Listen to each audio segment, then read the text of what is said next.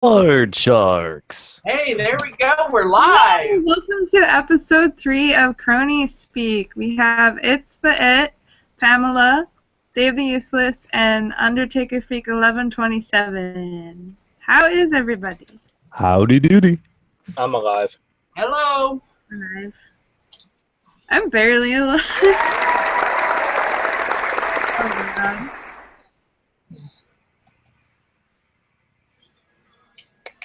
So, Yay! so Chelsea, your subjects So were did you want to cover what? my dark topics, or did you want to talk about something? I don't know. Whatever you like. You are the moderatrix. Yep, whatever you want to talk about, that's what we'll talk about. So what? Okay. Let's start with stalked stories. Stalkers. I've never had no experience with that, so I don't know how much I can contribute to the conversation. I've never been stalked, nor have I ever stalked anybody. I will decline to permanently document it in the event I am being stalked in the present, and they use this as an incentive to refan the flames. Okay. Oh God. Okay. I was stalked by a 53-year-old man that I met at a community pool. Wow. And he had a lot of boundary issues. Like, he would keep touching me even though I told him not to. So he didn't respect personal space. How long ago was this? Yeah, when was that? I don't know, like 4 years ago, I don't know. Okay. Wow. And, like, he kept asking me for my phone number, and, like, I didn't want to give it to him. But I'm, like, socially inept. And, like, I tried to say no, and it, like, didn't work. So then I gave him my phone number, but I wanted to give him, like, a fake phone number. But then he, like, called the number right there to make sure that it went to my... Oh, I hate that. Oh, my God. So then I had to give him the right number. So, And wow. he, like, kept asking me where I lived, and I just told him, like, what road I was on. I didn't want to, like, I don't know, tell him where I lived, because, like, I wasn't, like, I don't know, I was getting some, like, bad vibes, right? And then he would, like, call me, like, 3 times a day, and then there was one night he called me, and he was just, like, walking around the neighborhood, and he's like, where are you at? I'm on your street, come out and say hi to me. And I'm like, what? And, like, I hear him, like, right outside my window, like, right there, and I'm like, this is not okay, you know? That had to be kind of creepy. I was, like, freaking out, and, like, I went and told, like, my roommate at the time, and then he, like, called the police, and they sent out, like, a patrol car, and then, I couldn't sleep all night, like, that had to be super scary. I kept staring at my window, like, I don't know why I felt, like, really terrified. Like, he didn't, like, threaten me or anything. I just felt, like, really, like, manipulated and, like, pushed into, like, awkward situations. And, like, that's what people like that do. Like, they kind of manipulate, like, they know that you don't want to seem mean or be mean. So they kind of, like, force you into doing things. Yeah, sometimes you need to be just a little assertive, Chelsea, to get people to get the message. Get a phone number just because they know that, like, you're... So, yeah. That's my one... Good now. Like, offline stuff. What is up with your internet connection there, Chelsea? Yeah, I was wondering about that myself. Is somebody making microwave popcorn? Not me. Me? I mean, like usually her internet is affected by the microwave. Oh. Yeah, your internet connection is acting kind of weird. You got it sounds like a robot voice, and it just, I don't know. You're not coming through very well. I've actually done the sorry. providing a different phone number thing. I provided them, I think it was the reception desk at the factory in makes Trojan condoms, and I've given so apologize to them for that.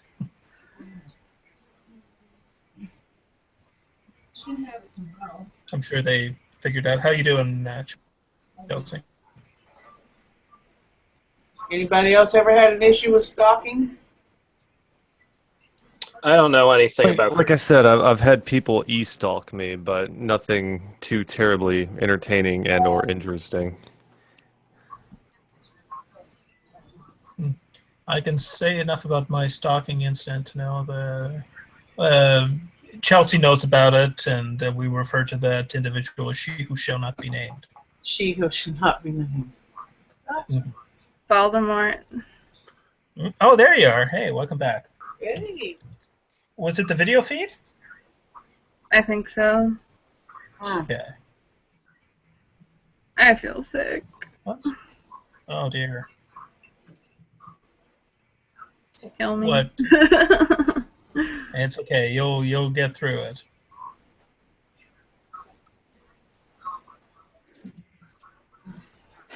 Again. Okay, I'm done. I'm done being dramatic now. Okay. Well, good. Good. Harambe. I think we've exhausted that. What else is on that list of yours? Psychopaths was the other one.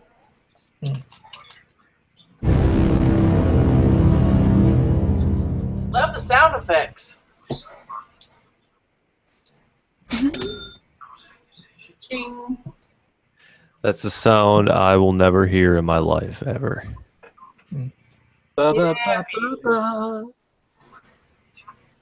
So are we going on now to the what exactly about psychopaths do you want to talk about, Chelsea? Donald Trump. There we go. Do you suspect anyone you know of being a psychopath? I tell you what, sometimes my sister, when you see her angry, my gosh, you would think she was a psychopath. Assuming I have the correct loose definition of a psychopath, which is somebody that has no regard for people's feelings whatsoever, totally immoral. Am I missing anything? That sounds like my sister. In that case, I have known, past tense, some people along those lines, more sociopathic than anything. My father comes to mind, but that's the only thing that comes out to mind at the top of my head. I'd have to think a little bit more, and I'm incapable of deep thought, so... Oh. I had somebody when I worked in Phoenix. When I worked in Phoenix, we had an employee that I did some staffing in the client services department. I ran that during our transitional period where we moved from Northern Ontario to Arizona to better service our clients, and we needed to staff somebody immediately to help out. And the guy. It's sad. While he did great work, apparently he was also addicted to meth under our nose. So well, how nice. Yeah.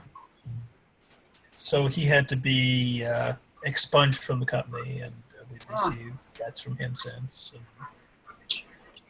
And he ended up starting his own. I don't even know if he's alive or in jail or what. But apparently he was using a pseudonym while he was employed with us. Oh. So they didn't do their due diligence in checking his documentation and stuff like that, or did he fudge those too? He fudged those. I mean, he's good at Photoshop, and what he presented was good enough. He must have been really good. Yeah. Well, I mean, there were variations. Like last name was the first name, and vice versa.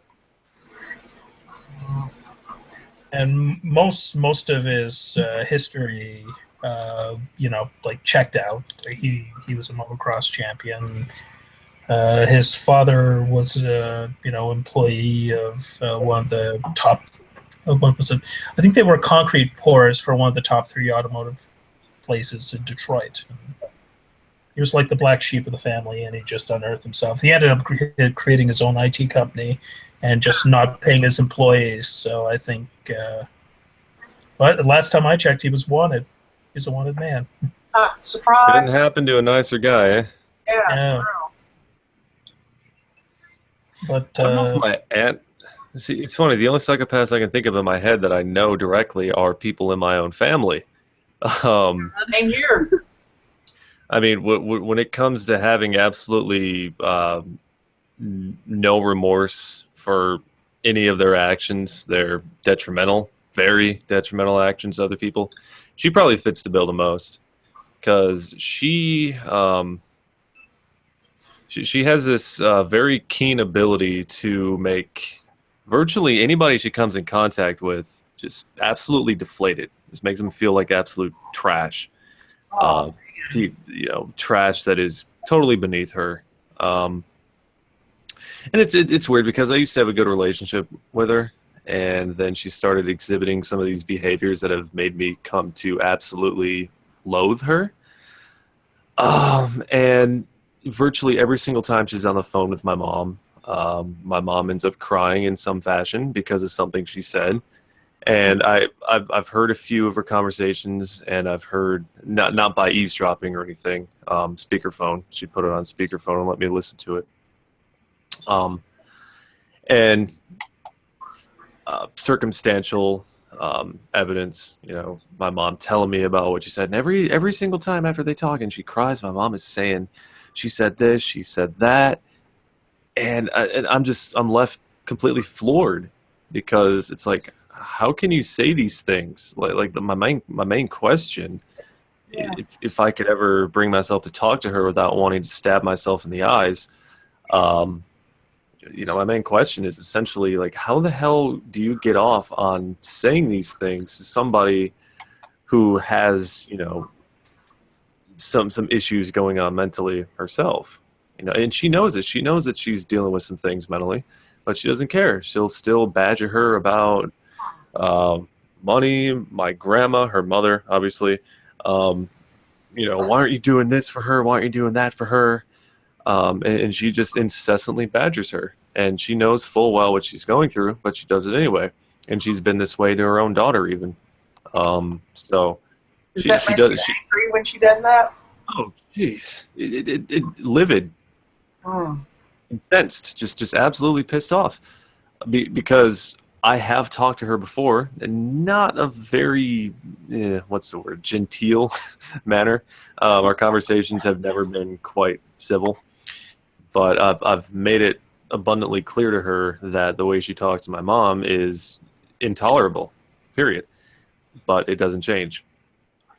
And she's a product of her own mother, but she's a senile old woman now. I don't know how she was 30, 40 years ago. It upsets me, especially when my mom has to go through it, and my mom doesn't stand up for herself when it comes to her. She never does. I implore her to constantly, but there's only so much you can tell somebody before you just kind of go, whatever. Yeah. And she could easily stand up to her. I mean, there's so much dirt on this woman that she could just fling right back in her face and shut her up. God knows I've tried, but She doesn't. She just kind of sits there and takes it. And she also, not to be too tangential, but she takes it from my grandma too for various other things. But for my aunt especially, it carries a certain weight because she just does not seem to. And beyond all of that, she thinks she's the hottest shit in the world. Every single time we'd go over there for Thanksgiving. Not anymore. Shit, I wouldn't enter her house if she told me I won a $10,000 grand prize and all I had to do was step through the threshold. every time we go there, she'd be talking about her new gadget, her new car, the trip she's gonna take. All she even told us for whatever reason we're sitting around the table and she's sitting there talking about how much she makes yearly. Oh my God. Openly talking about it, and That's not even at yeah. So she she's the closest thing to a psychopath that I can think of. And I've heard stories, nothing completely substantiated, but I wouldn't necessarily disbelieve these things. That she wasn't the best parent to my cousin growing up, and she was quite mercurial, very irritable, and mental illness does kind of run in my family. So I'm sure that there are some issues there that spearhead some of these behaviors. But yeah, so when it comes to psychopaths, she is the closest thing that could resemble one. mental illness runs in my family too. My mother was a schizophrenic, so my childhood was interesting to say the least. I don't know much about schizophrenia. Yeah, she was diagnosed, and then my dad was in the Navy and got released from the Navy and gets like a medical check from them every month for, I guess emotional issues. And then his mom, my grandmother's, had 2 nervous breakdowns, and my great grandmother, which was my grandma's mother, her twin sister killed herself. So, yeah. Oh man. And my mother was adopted, so I don't even know anything about her real family. So I don't know what kind of mental illness may or may not be in that family. So My buddy Jonathan is watching. Everybody say hi to Jonathan. Hello, Jonathan Jonathan. Davis? Yeah, Jonathan Davis. He took time from the tour. He's currently backstage right now. Yeah. Hi, Jonathan. He's polishing off his microphone stand. Yeah. Oh my God. No, he's been a fan of mine for a long, long, long time. I think I'm actually a subscriber of your channel. Did you say it was Undertaker Freak? You're better off not seeing it. No, yeah, Undertaker Freak 1127. Come on. Oh yeah, I am a subscriber of that channel. I like your channel. Thank you. One thing I really don't like about like narcissistic or psychopathic people is like not only like will they like brag about themselves, but sometimes they'll like make up things that they say other people said, so they make it sound like other people said good things about them. Don't people Like like when they that did it, constantly like, have their ego fed on all the time? Huh? Don't people like that narcissistics have to have their ego like fed all the time? Yeah, like all. Ding ding. Yep. But like it's kind of a good thing sometimes too, because like if like they're your boss, maybe like you know how to like get on their good side by basically just like feeding their ego. Yeah, because you have a boss that doesn't like you, like I had. Yeah. It gets rough. I worked in the nursing home, and I did the scheduling for the nursing assistants. Plus, I had to go on the floor if nobody showed up. And the DON, she did not like me, and the reason she didn't like me was this particular nursing home does those group interviews, but I managed to go in and talk to the assistant DON and get myself hired while she was on vacation. So she didn't like me, so she did everything she could to make it miserable for me there. Oh God.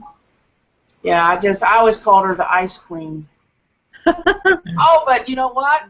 Karma is a bitch. A couple months back, somebody I worked with up there, I don't know, something when the state came in, they got some kind of a really bad ding on them from the state, and her and the administrator were escorted out of the building and fired. Couldn't happen to a nicer bitch.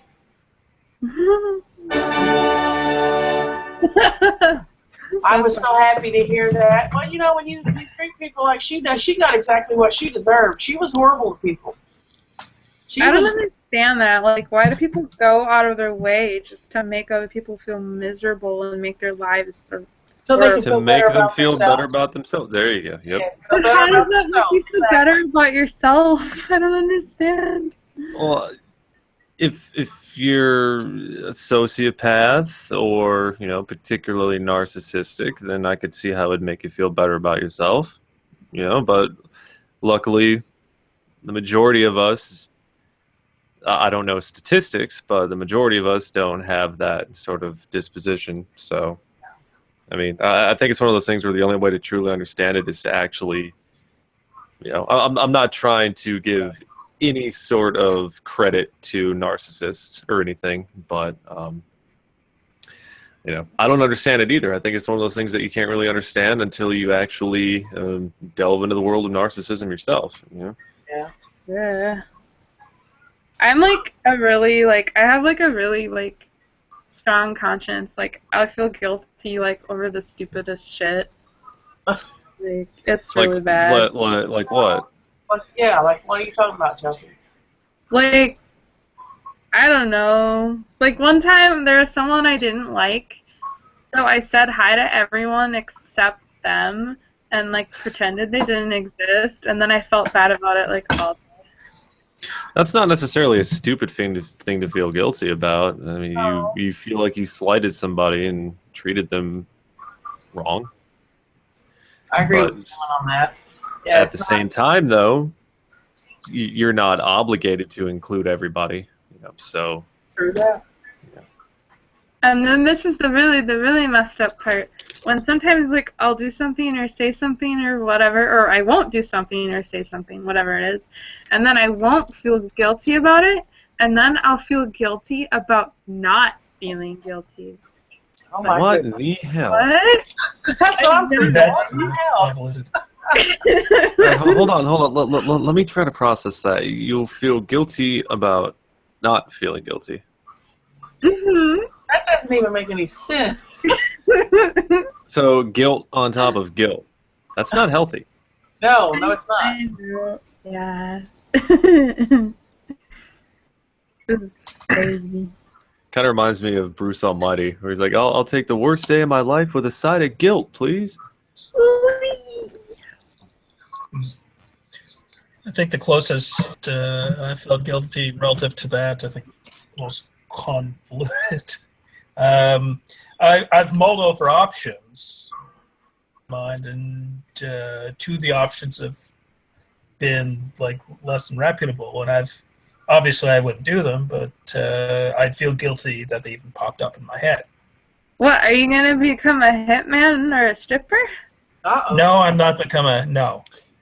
Hey, Gabe, if you want to strip, man, get down with your bad self. Heck yeah. All right, ladies, get your dollar bills out. Hey, I will ladies, hey, decline for purely. shit, I'll pay for that too. Oh, wow. There you go, Gabe. I'll decline only because I might pull something.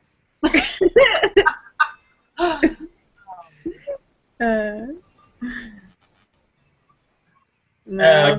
And by pull something, I mean attendant. Okay, yeah, I was just about to say,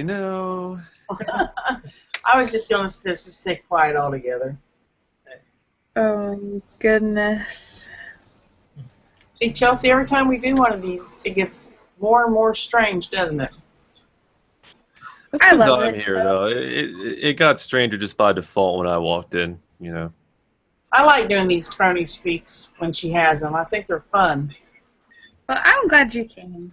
I always felt bad because when I went to your hangouts, I don't like interrupting other people, and just by default, there's no way I'd be able to talk because I'd have to interrupt someone to talk. So I just sit there and wait until I got a chance, and then by the time I got a chance, we were 20 topics away from what I had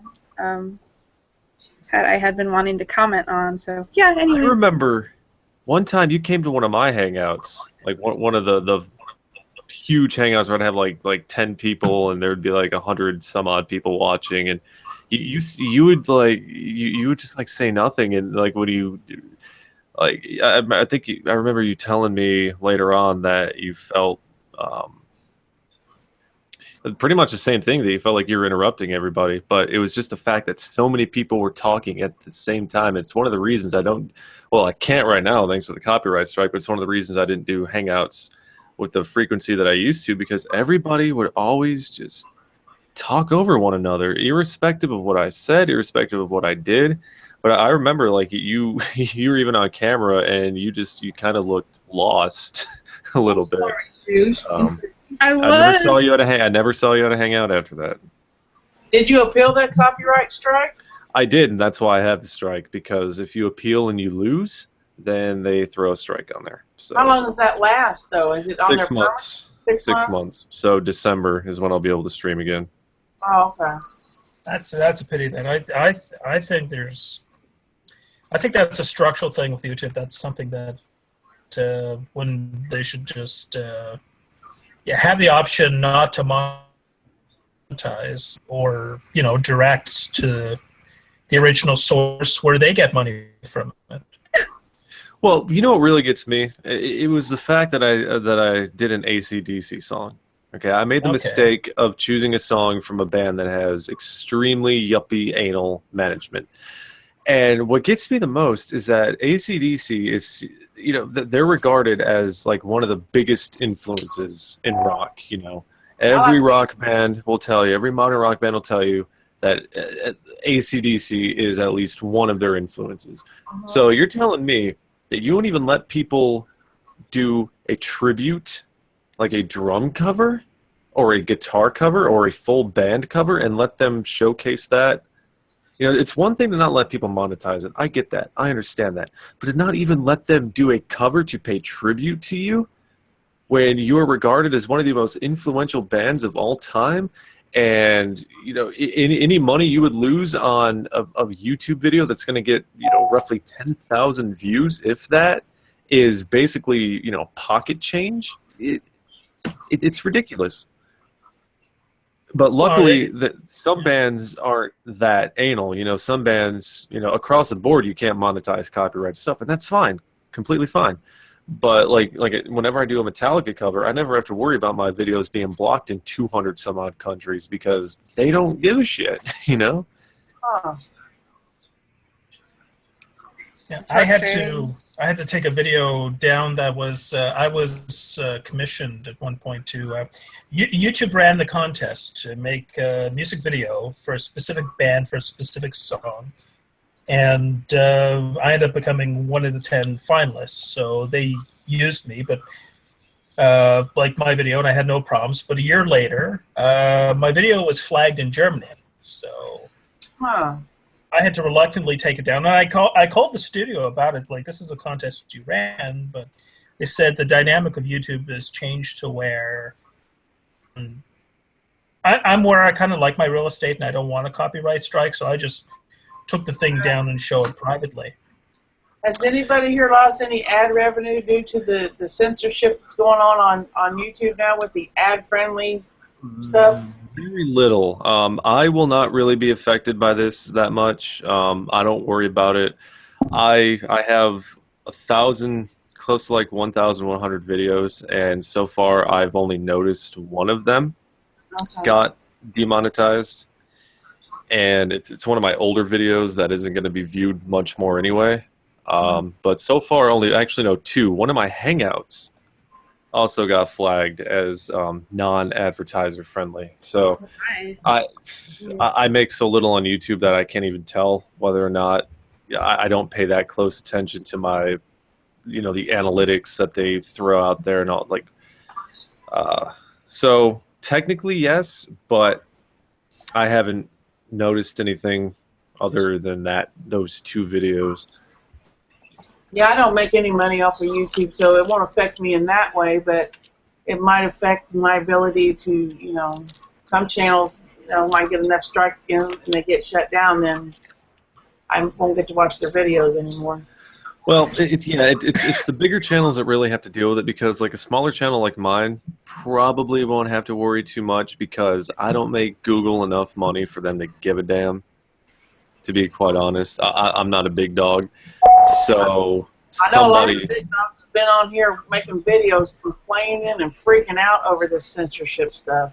Yep, and the thing that they're doing wrong is they're blaming YouTube when it's not YouTube's fault. It's the advertisers. They're the ones being dicks.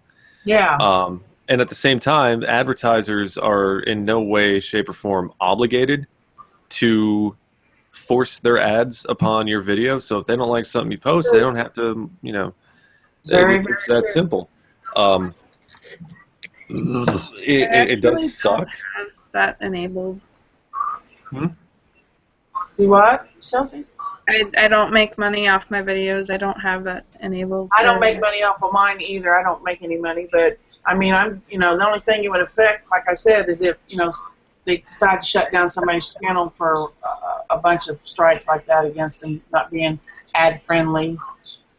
See, if my channel, most of the videos are like about really like sensitive stuff, like anxiety, depression, and it just wouldn't feel right to profit off of Then that. you got to watch what tags you use. I guess that's how their system flags the videos by the tags that you use on your video. Yeah, the video of mine that got flagged for, or not flagged, but the monetization taken off was one about Brock Turner.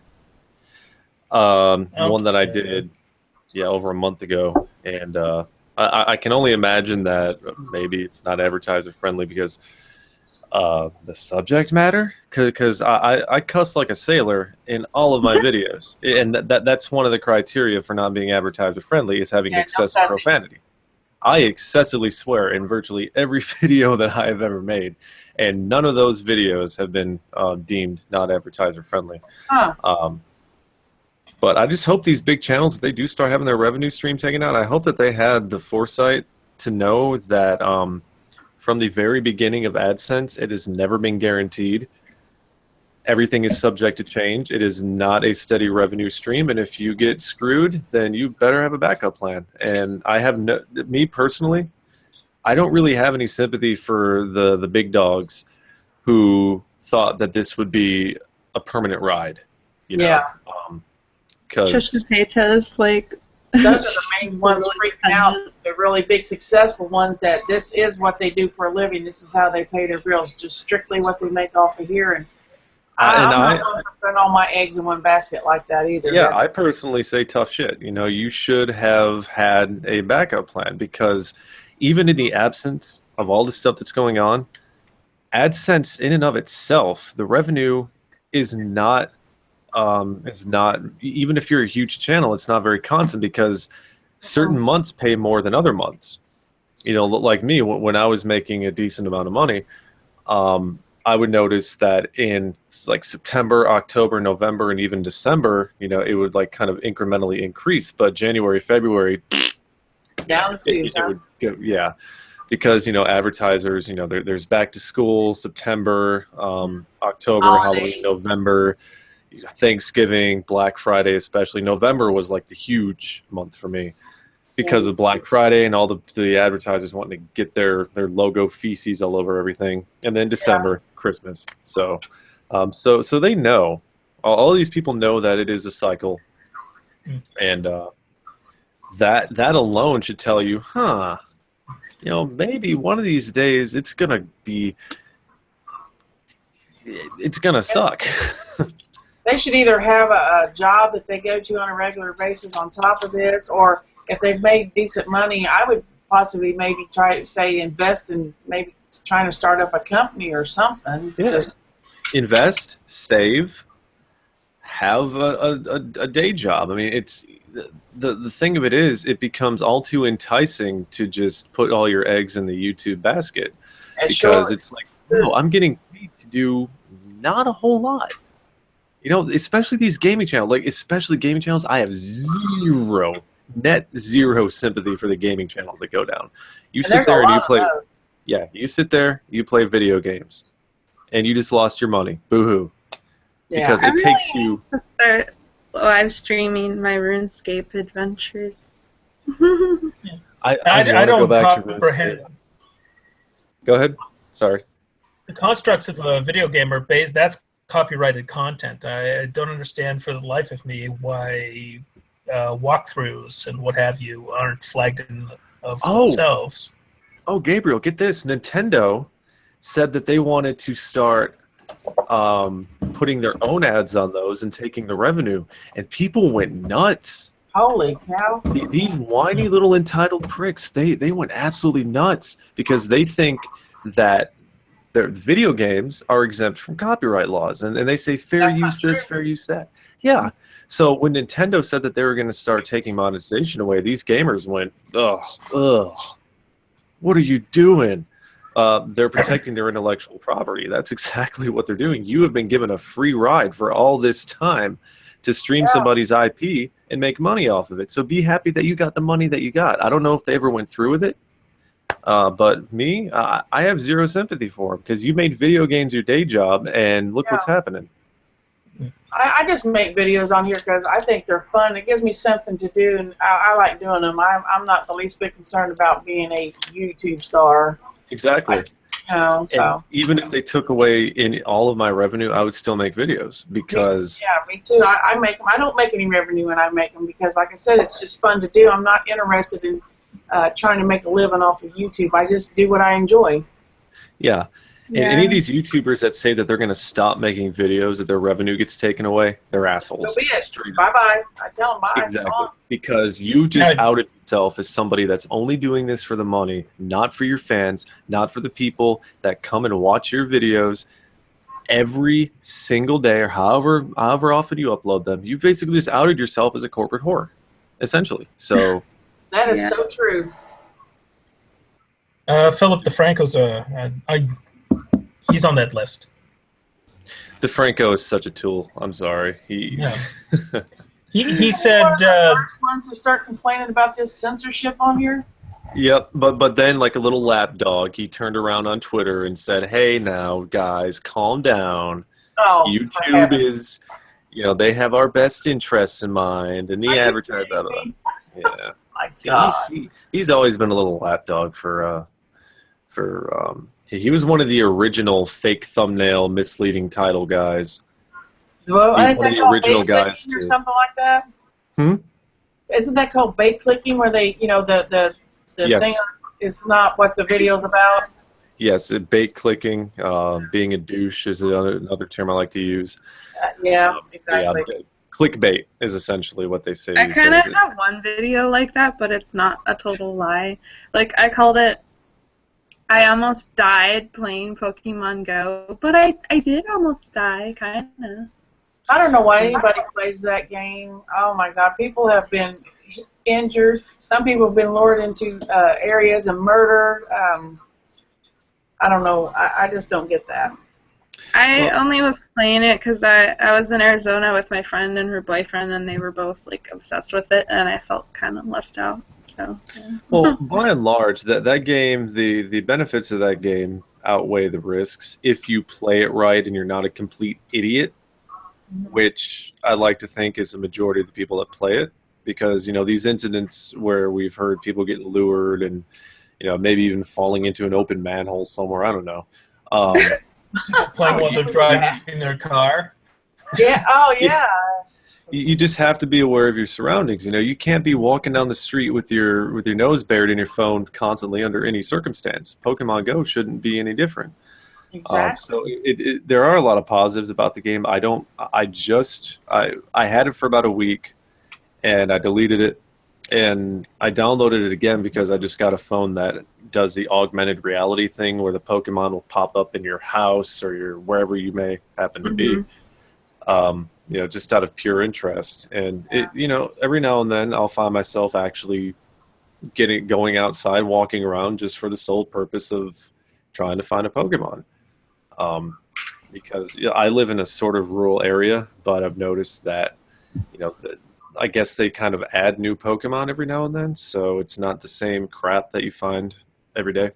So it has its positives, but generally, like any other fad, it's going to die. Inevitably, the screenshots are going to go away. Oh my God, I found a Scyther, all that stuff. It'll pass. It was just a one-night stand. I'm married to RuneScape. I want to get back into RuneScape so much, but it was so grinding for gold. Like I used to play a game called Maple Story, too. And grinding for gold in Maple Story wasn't all that bad, but grinding for gold in RuneScape just pissed me off. My son used to be really into that RuneScape game. Really? Yeah. That's awesome. Hey, I was one of the originals. All right, I take great pride in that because I started playing that game in 2001. Veteran player. Woo! Yeah, I was. I don't know if my son still plays. My son is 28, but even through even now, he still plays video games. But I don't know if he still does RuneScape. I think he does. I'm not sure. But he's real big into video games. But I know that was one of his favorites was RuneScape. RuneScape is the kind of game you could play it every day, your whole life, and you still wouldn't beat it. I think I need a decade to catch up to where Chelsea is. I don't know how to play video games very well. When I grew up, we didn't have video games or computers or cell phones or anything. So. How did you live? Like, if you had to do homework, like, you couldn't just Google it. You had to, like, go to the library. Well, we instead of Googling it, we used the dictionary and looked it up. Encyclopedias. Oh my God. I'd be pulling a wagon full of books with me everywhere I went. We didn't even have cable. We had rabbit ears, and you only got a few local channels. So we went outside and rode our bikes. And back when I was growing up, especially on the weekend or in the summer, you went outside and you just had to be home when the street lights came on when it started getting dark. See, I experienced it though. When I grew up in the 90s, so I definitely wasn't in the 70s raised or anything. I grew up in the 70s. I was a teenager in the 80s. So yeah. But like we had there was that edict thrown down where once the light comes on, you got to be on the porch. Yeah. We went outside and used our imaginations, and we played. We rode our bikes. We jumped ramps. We did all kinds of stuff because we didn't have the stuff the kids have today. And I thought my childhood was awesome, actually. Yeah, me and my sister used to play baseball, and we would pretend there were other players on the field. We would just pitch the ball to one another. We'd pretend that we had like a full 9-man squad. Oh, that sounds like fun. Yeah, it was a lot of fun, and at that point, I didn't have so much as a Game Boy, Super Nintendo. I didn't have any of that stuff for at least like the first real video game I played was when I was probably about 97, 98 when I was 7. In 1980 or 81, what came out was Nintendo. I don't know if you guys have seen it was just like a stick on each side and this little dot, and they bounced it. I mean, that was the extent of the video games then. I saw that on that 70s show. Yeah, that's Pong. That would have been the Intellivision, I believe. I still remember the day MTV came on in 1981. The very first video they ever played was Video Killed the Radio Star. Yeah, did you know that they have MTV Classic now? Oh, no, I didn't know that. Yeah, there's a channel. It used to be VH1 Classic, but they turned it into MTV Classic. And their very first broadcast was the entire first broadcast of the original MTV. So I actually watched that the other day. It was pretty cool. I liked MTV back when it showed actual music videos, and they had all the VJs, and that's all they showed was music videos. Now they don't even show any at all. They just... Pretty much, but MTV Classic is basically just music videos now. I'm going to have to check that out, the Classic, because I used to be so hooked on MTV. I used to watch it all the time. Every day after school, I'd come home and I'd watch TRL, Total Request Live. But that was back when they were playing pop. But as a kid, I was into the boy band thing. So we had the equivalent in you had to pay extra for MTV, but we had a Canadian equivalent called Much Music. And it had the VJs, and it went via the way of reality TV as well. That's enough. And it's a pity because we had a TV in our cafeteria in high school, and it played Much Music. What? You did what? You had a TV in your cafeteria? Wow, we didn't have that. Yeah. They got rid of it a few years after I graduated. I remember that. Go ahead. No, I was just going to say, I remember at one point, it was either 8th grade or 9th grade, they experimented with putting a TV in a certain part of the lunchroom. Did not go over well because everybody wanted it to be on this channel or that channel, and kids were complaining about, not being able to watch. It wasn't necessarily. I can't remember what the channel it was on. For the most part, they just played. They had like this in-school rotation of like school-wide news and the weather and stuff like that. And I started junior high school in 1979. The junior high I went to tore down, but what they did there were so many of us. But what they had was like movie and lunch, or lunch and a movie. They showed a movie, and you was either watch the movie first and then went to lunch, or you went to lunch and then watched the movie. But that junior high school only, I only got to go to it for 1 year. Then they tore it down and built something else there. But we didn't have a TV, but you could watch a movie either before or after lunch. So I thought that was pretty cool. That sounds awesome. It was awesome. But that was the only time they had that. When they closed that junior high down, the other junior high that was they didn't do that. So, but I thought that was pretty cool that they would, let us see a movie and then go to lunch, or vice versa. So. Definitely a change of pace. Uh-huh. Well, high school. Get off of that. We actually watched the OJ verdict from our cafeteria. Oh. The most noteworthy thing that we got to see in school, obviously, was the 9/11 stuff. Yeah. Yeah, they came over the announcements. It's been 15 years ago today. They came over the announcements, and basically, like, there's this really frantic, panicked voice that came over the PA, urging all the teachers to turn their TVs on. And the first thing I see is just these smoldering friggin' towers, and I'm like, what the hell is going on? Okay, and then they collapsed, and yeah. I don't really remember that very well. I just remember my mom losing her mind and crying. I was 35 when that happened. I was like really scared because I didn't understand it, and she kept saying it was terrorists, and I thought she was saying tourists. Why can't I say it? Tourists. I was a bit concerned myself when I saw it, because you don't know what to think. They tore down these buildings. You didn't know, did they have people planted in the city ready to go around starting to kill Americans, or you just didn't know what to think. I'd actually slept in that morning. I worked about, I think, 5 days straight. Somebody called me about 9:45 in the morning. It was one of my friends, and he's like, "Hey, the World Trade Towers fell down." I'm like, "That's nice." And I went back to bed for another hour, and then I woke up and I checked the TV, and there you are. Pandemonium. I can't believe it's been 15 years ago already today. It's just, to me, it just seems like a few years ago.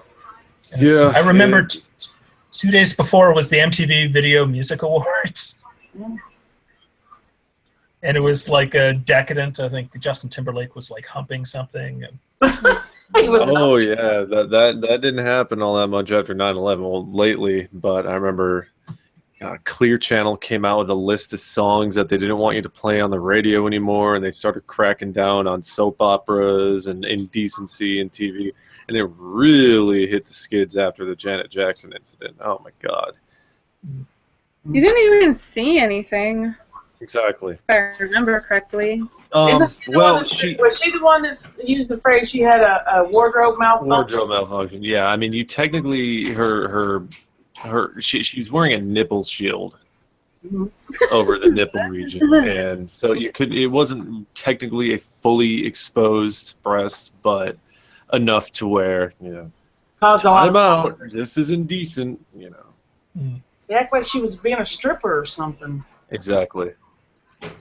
Like Howard Stern almost deliberately pulled himself off the air for that reason. I don't listen to those guys anymore. I've seen that movie though. What's that called? Private Parts. Yeah, I thought the movie was pretty good. I'm not a big fan of Howard Stern, but I just found the movie kind of interesting. When Howard Stern pulled that shit after needed. Columbine, that was it. Yeah, sometimes he just doesn't know when to not cross the line. These days, the line's kind of defined for him. Like, he won't make, let's see, Stuttering John was on the show. And I think, what was it, 2 years ago when he was hosting America's Got Talent, they had a stuttering, and Howard Stern called him inspirational. Hmm. So how much money was he pulling down for that gig? Yeah. $20 million, Yeah. and he was on a network that used to hate him. It's a hell of a motivator to not be a douche. Yeah. A lot of people don't these like days- Howard Stern. These days, sponsors dictate a lot of what's going on over there. Yeah. Oh, yeah. Like, I don't think Howard Stern had any issues getting sponsors in the 90s, did he? I don't think so. What was it? I think among his major sponsors was Staples in its infancy and Snapple. Those. I want some Snapple. Well, if Rush Limbaugh can get sponsors, anybody can get sponsors. That's true. Yeah. Does Howard Stern even still have his radio show? He signed for another 5-year contract last minute, late 2015. Oh, did he? Yeah. So he's got another 5 years. I think he's experimenting with some new form, but I don't know. Like he didn't know what GMOs were. He didn't know about his competition. He didn't know what a GMO?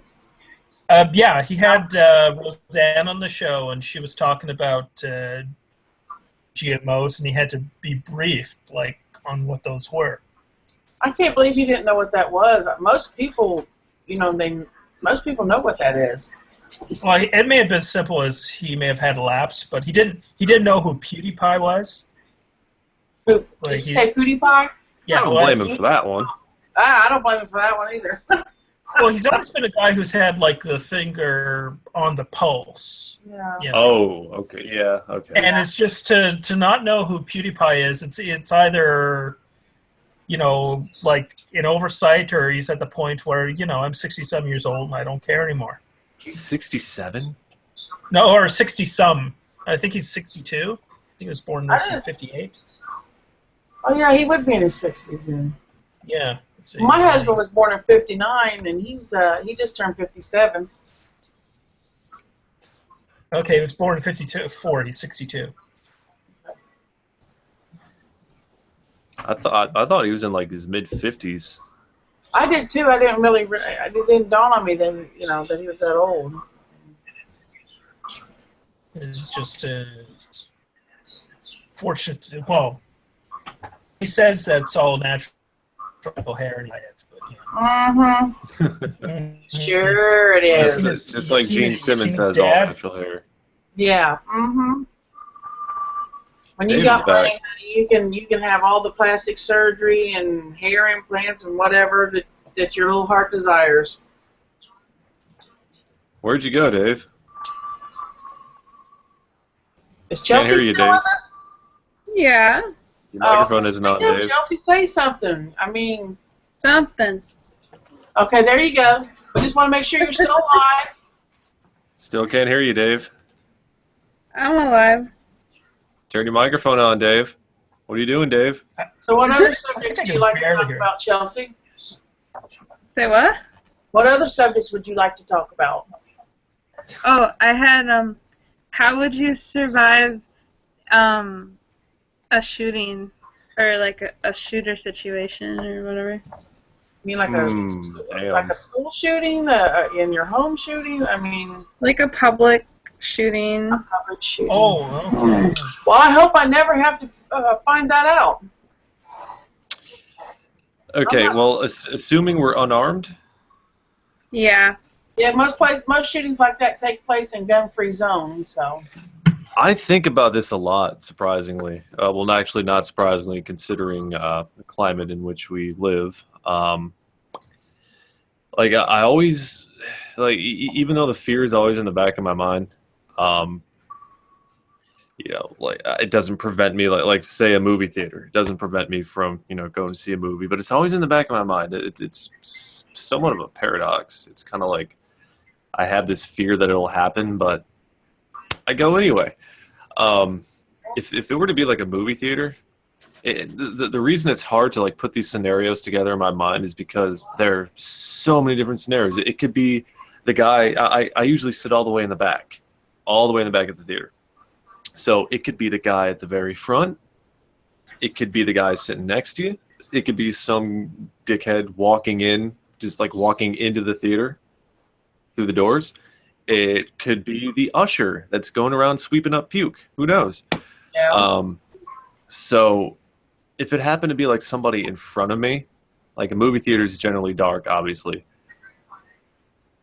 I see myself just getting on my hands and knees and crawling behind the seats. Just obviously staying out of the line of sight. And usually in movie theaters, they got how do I explain this? I don't know how to explain, but you probably understand what I mean if I like at if you go all the way to your right, there's like God damn. It's like there's an opening. How do I explain this? God, that sucks.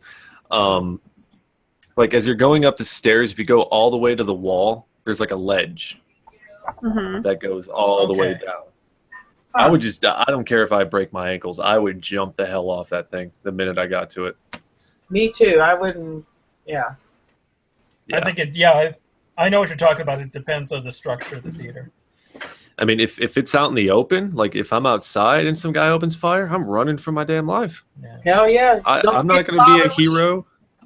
I mean, I carry a knife at my side all the time. I'm not going to go up there and try to stab the guy. I'm not going to go full Call of Duty and try to sneak up behind the guy. Just run.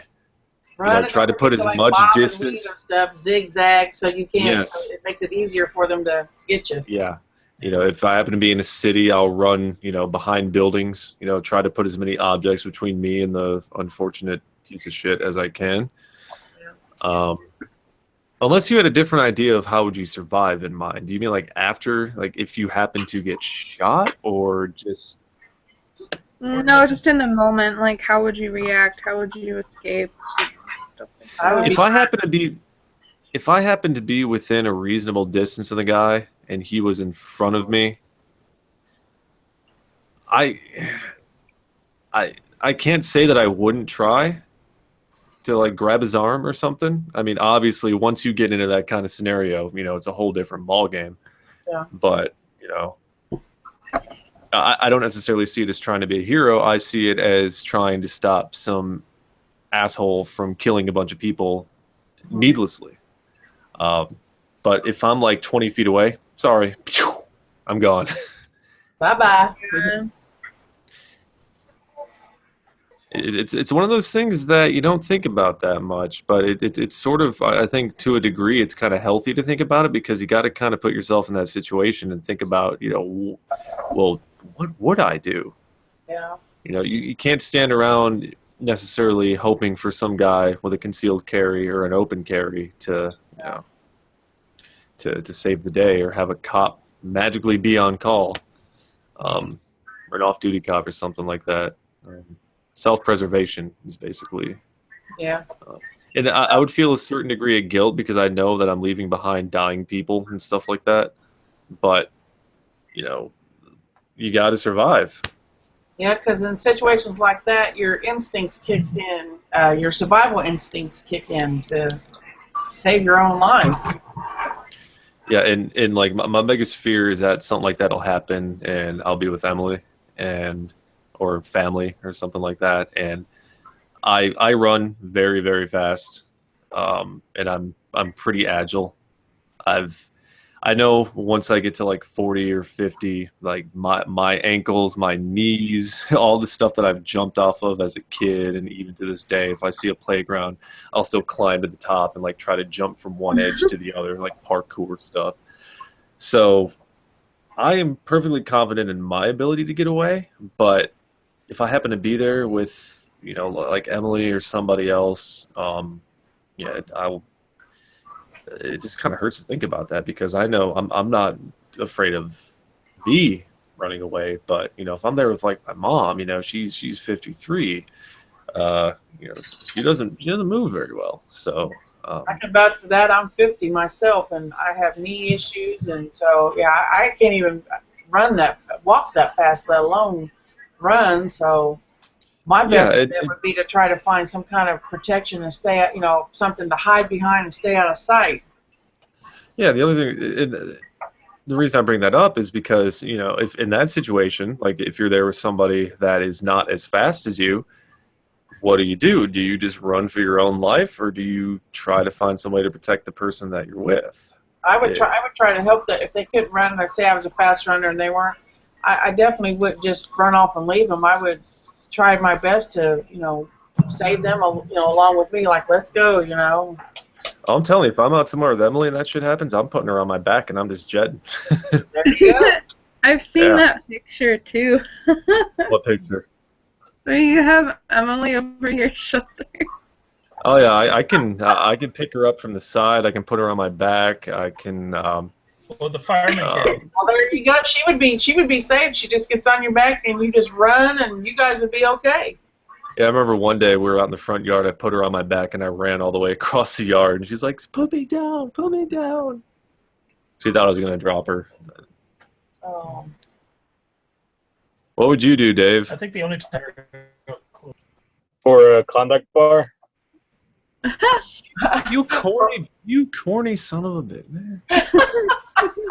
A Klondike bar. Oh my god. Well, since you're on that, I know the only time I've go ahead. Go ahead, Gabe. Proceed. the only time I've ever actually been in that visiting girl in Poe House, and we were in a pretty rough neighborhood, and I think I actually heard gunfire. Oh my god. I just heard gunfire in my neighborhood earlier today. Living as close to Flint as I do, I have not heard it since I've been here. In fact, even Something happened in Kalamazoo a week ago now. A neighborhood I used to live in, Bloods and Crips lived in there, and I heard a gunshot go off there before. And at first I was like, oh, well, someone dropped a pan or something. I'm like, wait a minute. That was way too loud to be a pan. It was a gunshot, I'm pretty sure. It was a cheap housing. It was near Trenton. And yeah. Yeah, I remember walking accidentally into Trenton the first time I did that, and you could tell you were in another world. Yeah, the housing was really cheap there, so some of the gang members from Trenton moved into the town of Ewing that I lived in at the time. And yeah, there were gang members. There were also maybe Gabriel like this. There was also a Jehovah's Witness who tried converting me to I remember when I was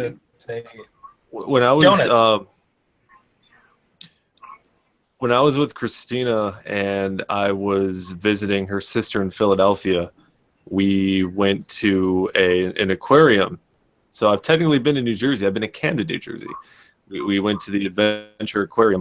Was it the Adventure Aquarium?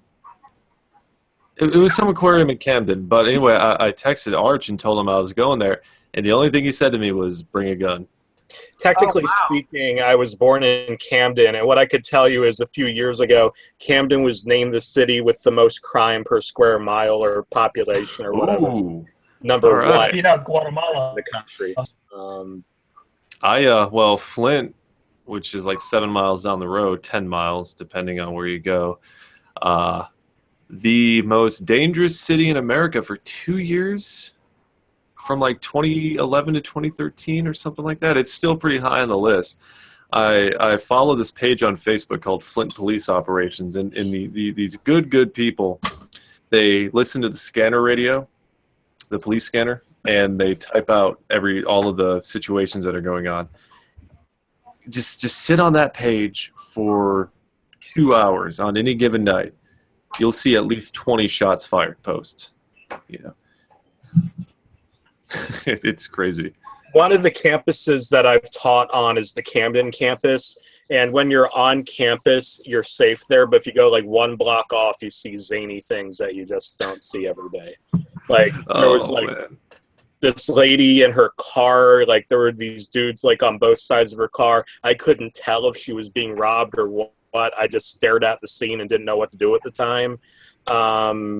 you see some really interesting things. I had students who were coming in from halfway houses. I had students who were drug dealers, who were reformed drug dealers, quote unquote.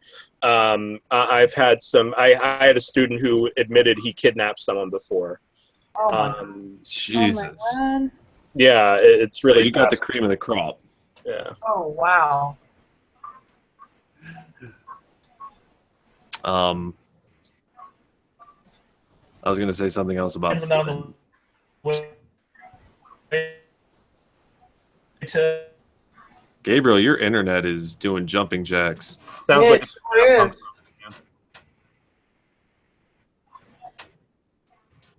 Yeah, I couldn't make out a single thing he said. Me Oh, either. sorry. We're driving through Canada, and he advised me not to stop too long at intersections because of the possibility of being carjacked. Oh man, I always, my windows are up, my doors are locked.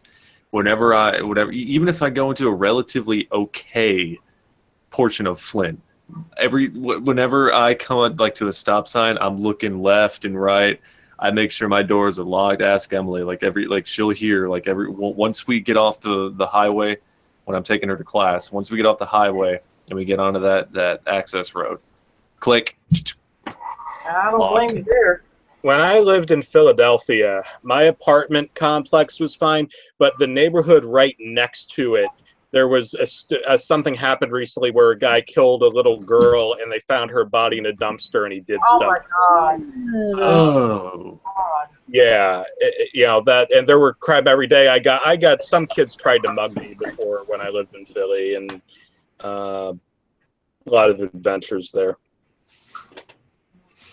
It's funny. I grew up on the you see what a difference like 10, 15 years makes. I grew up on the east side of Flint, which was considered like the most dangerous, the shittiest part of Flint at that time. I never heard so much as a single gunshot. I never witnessed any crimes except for when our house got broken into after it caught fire. But I never witnessed anything out of the ordinary. And then just 15 years later, hell, I did a video about it going through my old neighborhood. Our house isn't there anymore. Well, obviously it got demolished because it caught on fire, but our house isn't there. Neighbors, the two neighboring houses are not there. You go down the street a little bit, there's probably one or two houses still standing that were there, and people still live in this fucking neighborhood. And it's sad because, well, obviously because of the just the state of squalor. But whenever I'm on that operations website, most of the prostitution calls they get are in that neighborhood. This is just 10, 15 years later. It's rife with prostitution, drugs. I saw a story the other day about how there's a problem with people squatting in houses and cooking meth and stuff like that. And wow, it's like the neighborhood just it's Afghanistan pretty much. My brother, place he used to live in, there was a van in the house next to his, and as time went on, it became obvious they were cooking stuff up in there. It was around Christmas time. I went to my brother's smiles. And these guys were it was really effed up. Like, these guys are knocking on the door. You tell whatever the guy's name was, like, could you send him a text message and let him know we need the van? And they wouldn't leave us alone. And then eventually we're like, listen, we already tried reaching the guy. He's not responding. I don't know what to tell you, but this is getting to be a little out of hand and there's nothing more we can do. So sorry. And then they're like, it's Christmas, man. And it was so... And eventually we just had to say, sorry, we did what we could, and we closed the door. Like, they were getting, like, really out of hand. Jesus. Yeah. When I was driving down to Arizona to bring my friend her car, I was with her mom and her little sister, and her little sister is like 16. She's like a new driver, and we're driving through, like, I don't remember where we were, like Wichita, Kansas during rush hour. And she starts, like, freaking out because she can't get in her lane, and there's road construction, and we don't know where we're supposed to go. And she just, like, gets off the highway, and we're in this little neighborhood, and it looks like it used to be like a really, really nice neighborhood with like these huge houses, but they're run down, the paint's chipping off, it doesn't look well taken care of, and then, you know, we notice a few boys playing basketball, and, you know, they're black, and the mom's just like, we probably shouldn't be here, and I'm just like, nah, you know, like, I didn't want to seem like racist. And then, anyways, the 16-year-old, she pulls into this guy's driveway, and she's just like, I'm not driving anymore. And I'm like, okay. So we, like, switch seats, and then this black guy comes out of his house, and I roll down my window, and I just tell him, sorry, we're just trying to get back on the highway, or the freeway, or whatever. And he's like, oh, hey, that's okay. And then there's, like, this Suburban, like, kind of parked a little behind us, and he, like, walks over, and this, like, really rich-looking white guy hands him this big-ass, like, duffel bag. You fucking drove in on a drug deal. That's what it sounds like, don't it? I've heard of. Takes it back to his house with this big-ass smile on his face, and he's just like, you girls have a nice day. It was either a lot of drugs or a lot of dirty movies, one of the two. So, like, when we're getting back on the freeway, I turn to them, and I'm like, hey, what do you guys think was in that bag? Girl Scout cookies? Oh my gosh. Girl Scout. If that's what they're calling meth these days, and sure.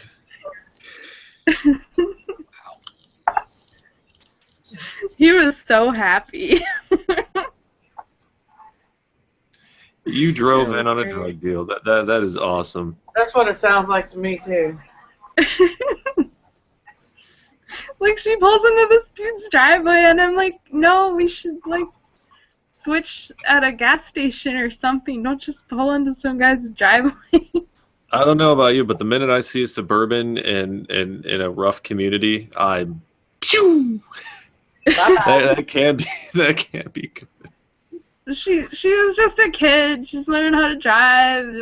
You know. Wait, hold on. You let her drive? Like, how long did you let her drive? Like 2 hours, an hour. I don't know. Oh, dude, my claws would have been through the friggin' roof of that car. Wow. Oh man, no! I have no faith in new drivers whatsoever. I would not. I would have driven the entire way with no sleep if I had to. Oh man, no way. I definitely wouldn't trust a new driver for that long a period of time either. Nah, she wasn't so bad. She just got a little anxious on the freeway. Oh my goodness. Yeah, I get that drivers need experience and all that, and just not around me. Exactly. I just didn't like she pulled in the person's driveway. I'm like, Yeah, of all the places you could pull in, a gas station, a restaurant. She just wanted to quit driving, like, right then. Like, no more. I would have kicked her to the curb, man. I'd be like, I'll be back for you. No. No. Everything was fine. We just witnessed a big-ass drug deal, but whatever. Nothing out of the usual in Wichita, Kansas. Just your average tornado and My sister. drop off. I recommended that Chelsea visit the first Pizza Huts there on campus. In Kansas? It's at the University of Wichita. It's on the campus. They moved it there. I'll be damned. Did you It's stop? like a Did you stop? Okay. It was like 5 minutes out of the way, but these guys apparently were like complaining the whole way down. You skipped out on pizza? Man, what is wrong with you? Pizza's like the best. Oh, I'm a very passive person. What can I say? To pizza? No, not to pizza. Just Apparently you were situation. at pizza because you didn't stop at the very Didn't first wanna- Pizza Hut ever, man. That's like I didn't that- want to cause any problems. Whatever. I can always go back. the only Chick-fil-A we have here is on a college campus, Oakland Oh, Go and University. visit that guy and see if he has any Girl Scout cookies. I like Chick-fil-A. The first time I tried that, I was in Atlanta, and they asked for your name, and everybody stopped and looked at me, and they said, "You have a name like an angel."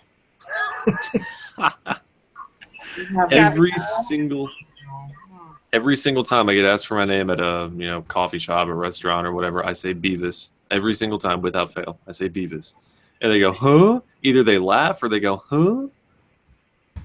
They don't know Beavis and Butthead? And they never spell it right. Oh. That's the link to the where the Pizza Hut is.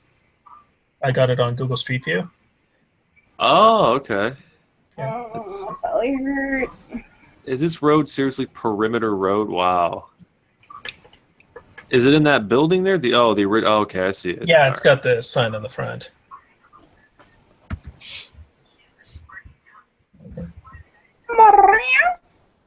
Just Googling something at this end. I actually went to where the creator of Chick-fil-A was buried. A separate trip to Atlanta. Oh.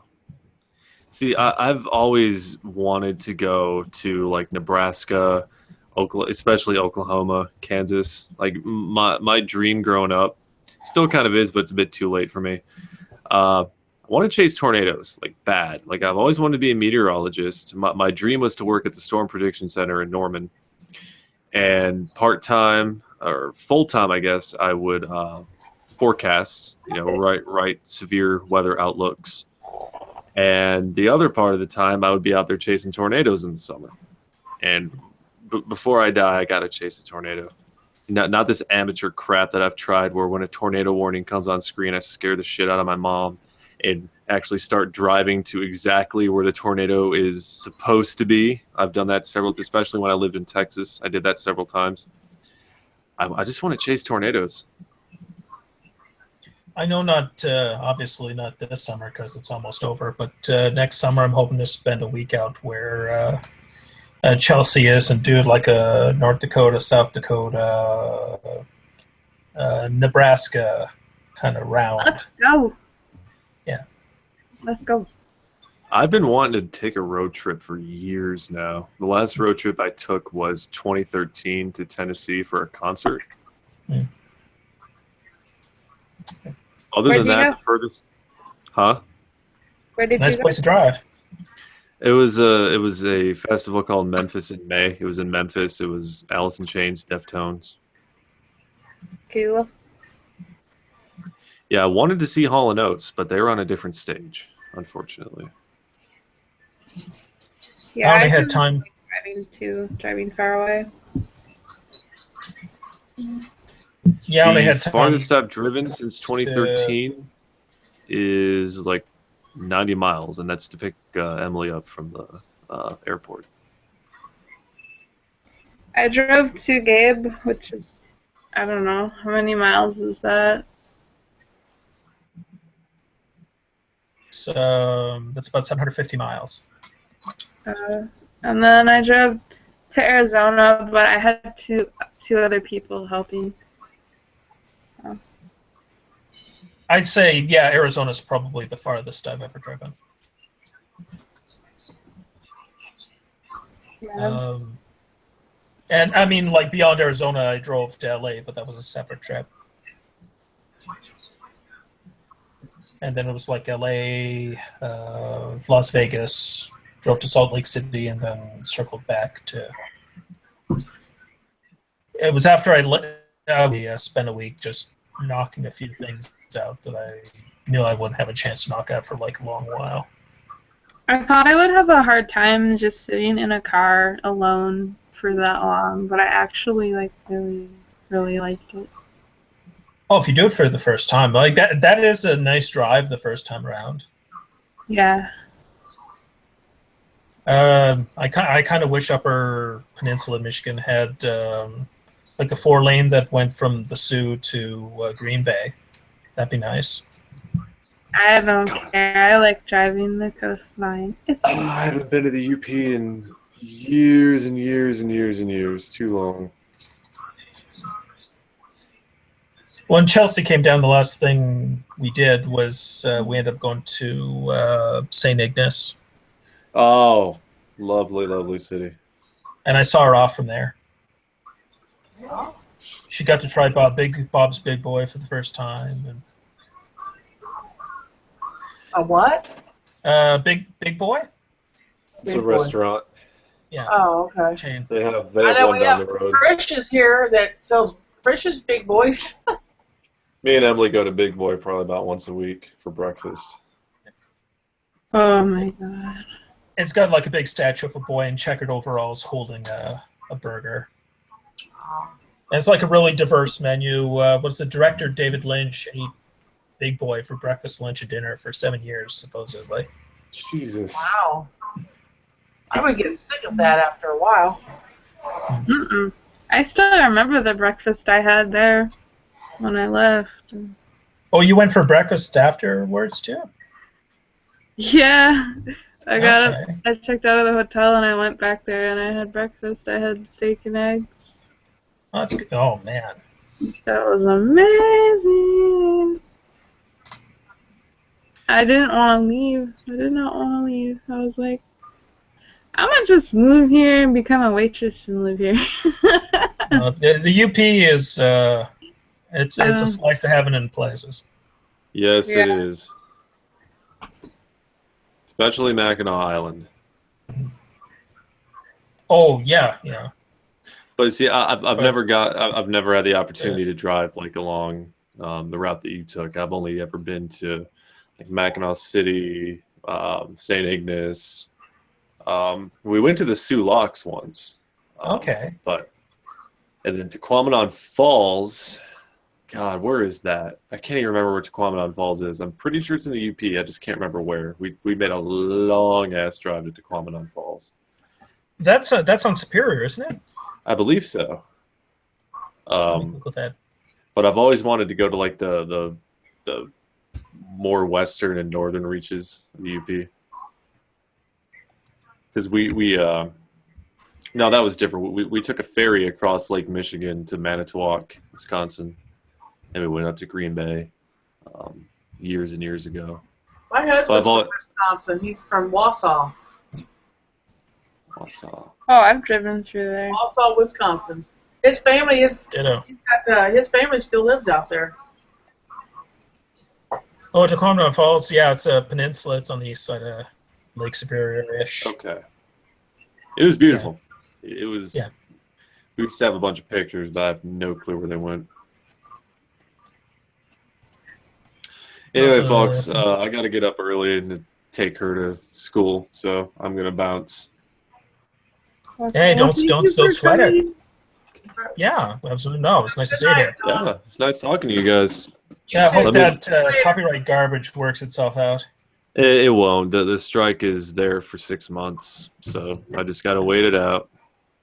Maybe there'll be a policy change between now and then. Somewhere. Well, have a good night. Oh, yeah. All right, you guys take care. Let me know when you're going to do this again. Yay! All right, problem. take care. You're welcome. Yeah. Hey, that was cool. Yeah.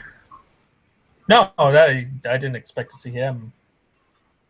Hey, he's always But he put that he was gonna come maybe, and okay. then he messaged me today asking if we were still gonna do it, and I was like, yay, John. So Well, that was good that he showed up. That was another road trip that you probably might want to consider in the future. The only downside is to get to Flint, you got to either cross through Chicago, or Milwaukee if you want to take the ferry. Huh. Well, I mean, from where she is. Oh. yeah, I don't think I can go through Milwaukee without visiting a few places, 'cause Yeah. Yeah, and No, I mean, Chicago's pretty rough going. I mean, like I went to skid school, which is like the best my dad's driving from school in Canada. Chicago. One night he just picked up his paycheck, and his friend was just down the street, a few blocks crossing the street, and they shot him, and they took his money. Oh my God. Great. Yup. And he just ran the other way as fast as he could. It just seems like the world in these inner cities and stuff just seems like they're just so getting more and more violent. Where I ended up going in Milwaukee was a better place than it used to be 30 years ago, but it was still pretty rough. Like there was a liquor store and a blood bank nearby. But no, I went to the vicinity of. I did this because I'd read that. I guess the land where Jeffrey Dahmer's apartment used to be, they were hoping to turn it into like a garden park or like a basketball court or whatever, but they decided not to because it's hallowed ground. And I decided to check out why to see what the deal was. His apartment was behind the Wisconsin Telegraph and Telephone Company. Now, Zeus, quit. What's You that?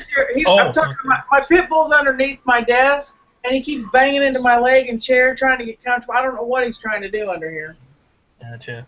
I was dog sitting because my folks ended up going to see Dolly Parton last night. Oh, I love Dolly Parton. I love her. Yeah, I my remember folks have little. I remember watching the show. I don't know if you guys. It was the Porter Wagner show. I've been to where Porter Wagner's buried. Oh, have you? Really? Where's he Yeah. buried at? He's buried in Nashville. Oh, Nashville. He's at the same cemetery that what is it? Dobie. He's buried a couple graves over from Dobie Gray. Marty Robinson's buried there. Tammy Wynette. Oh, Tammy Wynette. Marty. I know who Tammy Wynette is. Marty Robbins. Yeah. Jerry Reed. I know Jerry Reed. Dan Seals. Lynn Anderson's. I guess Lynn Anderson's. I Never Promised You a Rose Garden. Yeah. Her mother was buried there, and then I guess like a few months ago she was. Oh, wow. Yeah, she died recently. I know here in Hamilton, back in the late 80s, early 90s, we used to have a weekend thing, like the first weekend in June, it was called Fort Hamilton Days. And we had, like, we get bands to come play, like we had Little Texas come here twice. And that's only because the drummer, Dale Gray, Dale, he was from Hamilton. And so they played it twice, but Porter Wagner came one year and performed. So did Eddie Rabbitt, and I've been to Eddie Rabbitt's in a separate cemetery, but I've been to they always his. managed to get some of these. I mean, they weren't so famous. Tom T. Hall came and performed once. It was fun, but then they stopped doing it because, like, when they would do that, then it wasn't too long after that. Then it was 4th of July. So they quit doing the Fort Hamilton Days, and now we just do the 4th of July. But we haven't had anybody that is or was famous come too often. Although where the old hospital set, Mercy Hospital, we have an amphitheater now, and there's a few other YouTubers that live here in Hamilton that post videos from that. They have a live concert every Thursday night all summer long. And there was there was a few bands that were famous in the 80s, but not so famous now, that had come and performed, and they're pretty fun. The concerts are, but they used to be able to get quite a, my daughter, when she was little, we went to it. Tom T. Hall was playing, and my daughter was like 5 or 6 or something, and she asked me who he was, and I said, well, he's a famous country star, and she said, no, he's not. He don't have a CD out. I was cracking up. But yeah, Porter Wagner came here and performed before. I wish they'd do them Fort Hamilton Days again. Those were a lot of fun, but they don't. Our city has become so damn chintzy. They don't pay for nothing anymore. What are you doing, Zeus? What are you doing? It's all good. I spent quite a bit of time between Dayton and Columbus, and like Cincinnati. In the Cincinnati, You know, yeah, where I live in, I'm 30 minutes. I'm 30 minutes north of Cincinnati, and I think I'm south of Dayton. I'm like right in the middle between. It's the same amount of time to either get to Cincinnati or to Dayton from where I'm at. I was doing what was it? I found out after the fact. Uh-huh. Actually, I found out a few months ago. Apparently, Jim Jones' wife is buried west of Hamilton. Who? The guy who started Jonestown. Oh, Jim Jones. Jim Jones. Yeah, where he forced everybody to drink cyanide Kool-Aid and kill themselves. Yeah, the wife is west of Hamilton, I think, just on the Indiana side. Oh, okay. That's. I didn't know that. I didn't know it was buried Well, here. well, doing like I research the places to look ahead of time. I go like county by county. Oh, I know. yeah, we live here where I'm at. We're Butler County, Ohio. Right. And actually, I think this is in Butler County too. Well, the thing is, I mean, there are some places I just, I wouldn't There's visit. like 4 or 5 cities that's considered Butler County. There's Hamilton, Westchester, Fairfield, Monroe, and Trenton. Monroe, I've been to. I've seen the monument where Warren G. Harding is buried. Yeah, and then we have it's called the Village of New Miami. They have their own police department and things like that, but they're still considered a part of Hamilton. So. The only great thing about living in the Village of New Miami is you don't have to pay city taxes because you live outside the city. They consider it living outside the city limits. So. Okay. So if you live outside the city limits, then you don't have to pay city taxes. Maybe we should move there. My mom grew up there in New Miami, so. Howie. Ooh. Well, I technically rent, so. I'm a renter too now. I owned a house once in St. Mary's, Ohio, and not a year or so after. I think we bought the house in 2007, and like the following year was the time when we had the recession, when the economy kind of tanked, and my husband lost his job, and we couldn't afford to make the house payment, so it got foreclosed on. So I'm a renter now. I just really have no desire to go through that again. I have no desire to be a homeowner. I know Susie Ormond recommends against that just because, well, her information might be a little dated now. I mean, that's in flux. It depends on where you live. Someday I'm gonna live in a penthouse apartment with an underground garage. Well, Nice. Another reason I don't want to own is I'm 50, my husband is 57, and the average loan is at least 30 years. We'd probably be 80 in our 80s before, and yeah, I like to be able to call up and say, hey, the water heater's broken or this and that, and I don't have to pay for it. So. Well, right now, I think Vancouver and Toronto, like, real estate's ridiculous. Oh, is it? Yeah. Like, people are making a killing selling. Like, it's a good time to sell if you live in Vancouver or Toronto. I know here in the States, the housing market hasn't been good, since 2008. They say it's slowly coming back up, but for the most part, people that were even homeowners because of everything was going on, a lot of people have walked away from their homes and became renters. With the economy and everything, home ownership, isn't really worth it anymore because your houses really are worth nothing. You don't really have any equity in them, and you'll never be able to get anything out of them that you put into them. So most people now have just chosen to be renters instead of homeowners. A one-floor house with a hot tub outside, that's a good idea. Do what? Oh, I guess Chelsea posted she wants to live in a one-floor house and have a hot tub outside. Oh, I can't see. I don't have my glasses on. In one-floor house and have... Oh, well, hey, there you go. Yeah. That sounds like a good idea. I need a house all on one level. My house is 2-story, and with my back and knees, I can't hardly get up and down the steps anymore, so I would love to find me a house that's all on one level. And if it has a hot tub, hey, that's even better. I love like one of those mini cottage houses that's, I think, what is it, 200 square feet? Oh, now there's a street here in Hampton on Hudson. There's a a little. It's a row of probably about 10 houses. They're little. They built them right after World War II, and they're not very big. They're no more than maybe 600 square feet at the most. There's tiny little 2-bedroom houses. Like when men after World War II, when the men were coming out of the military and stuff, they wanted to have the American dream of owning a home, so they built all these little. I mean, they all look alike. Little 2-bedroom houses so that they can own a home, and they're only about 600 square feet. They are so small. But I wouldn't mind living in something like that myself now, because what I live in now is just too much. Well, what is it? I had 900 square feet in Phoenix, and that was about 400 square. I used the second bedroom for empties, basically. The house I live in, I think it's 1,340 square feet. Like, you're talking like the sum of all floors? Yeah, I think that's the total of the whole square footage of the whole entire house. So. Okay. What I think I'm going to do, I'm just going to take about 15 to 45 seconds to just break. I'll be right back in a bit. Okay. Sorry about that. That's all right.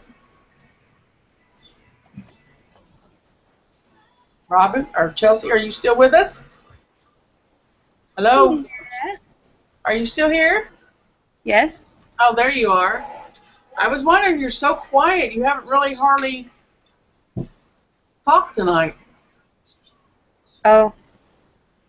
Yeah, I'm just having problems. Probably, well, you don't feel well either, too. So, I mean, you know, you could have, if you didn't feel well, you probably should have just, like, canceled this and rescheduled it for another time. Now I gotta have my cronies speak. I really like doing these Cronies Speaks things. You know, get all these different people in here and talk about anything and everything. Yeah, it's fun. I'm real glad that John came. Haven't talked to yeah. him. That was Emily's boyfriend. Oh, Emily's. Well, I kind of got that when he kept saying, he kept mentioning Emily and he was there with Emily and she was laying down. Yeah, I kind of put 2 and 2 together and figured that they were a couple. Flinging her over his shoulder to save her from the shooter. Yeah, he was gonna say no. I probably should, yeah. It's only a given that they're boyfriend and girlfriend.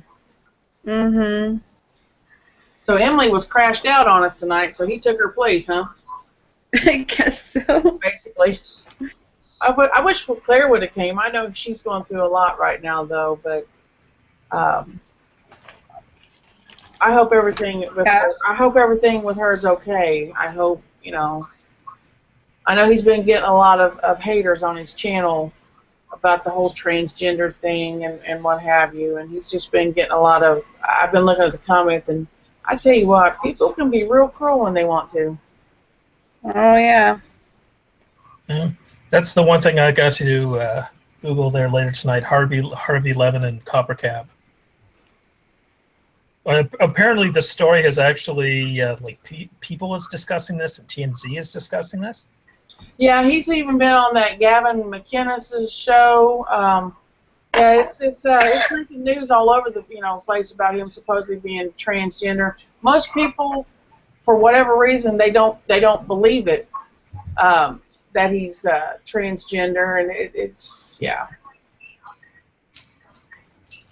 And I mean, I can understand in some instances. Well, yeah, if you look at some of his videos and the way he's acted in them and stuff, and some of the things he said, I can see where people, may not believe him. But I like Michael. I think he's a good guy. He's very talented. If you listen to some of his music videos on there, he knows how to rap, and he actually has a really nice singing voice. He's got a lot of talent. He also puts his songs on SoundCloud. Mhm. But he's really talented. I mean, I don't think he gets really the credit that he deserves for his talent. No, she doesn't. No, I don't think she gets the credit that she deserves for the talent that she has.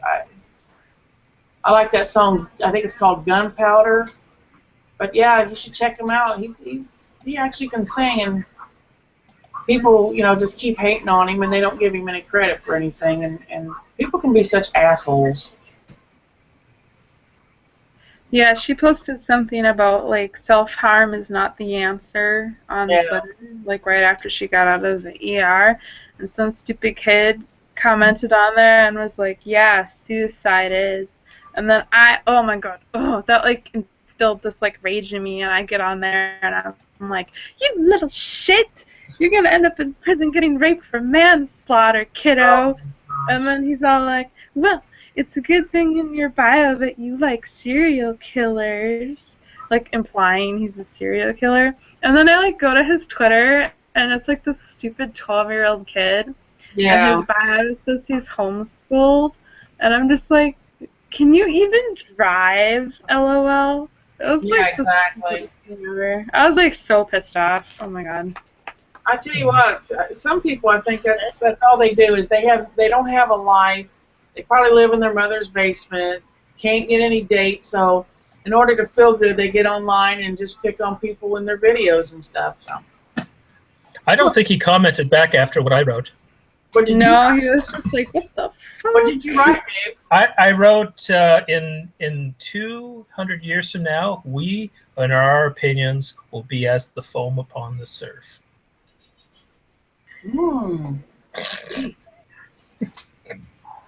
So poetic. Yeah. Well, the majority of us. Yeah. Have you ever heard of Gavin McInnes? Yeah. He's been on his show. Claire has been on his show a couple of times, and I don't think he was very nice to Claire. I think he was just kind of like mocking her and making fun of her a little bit.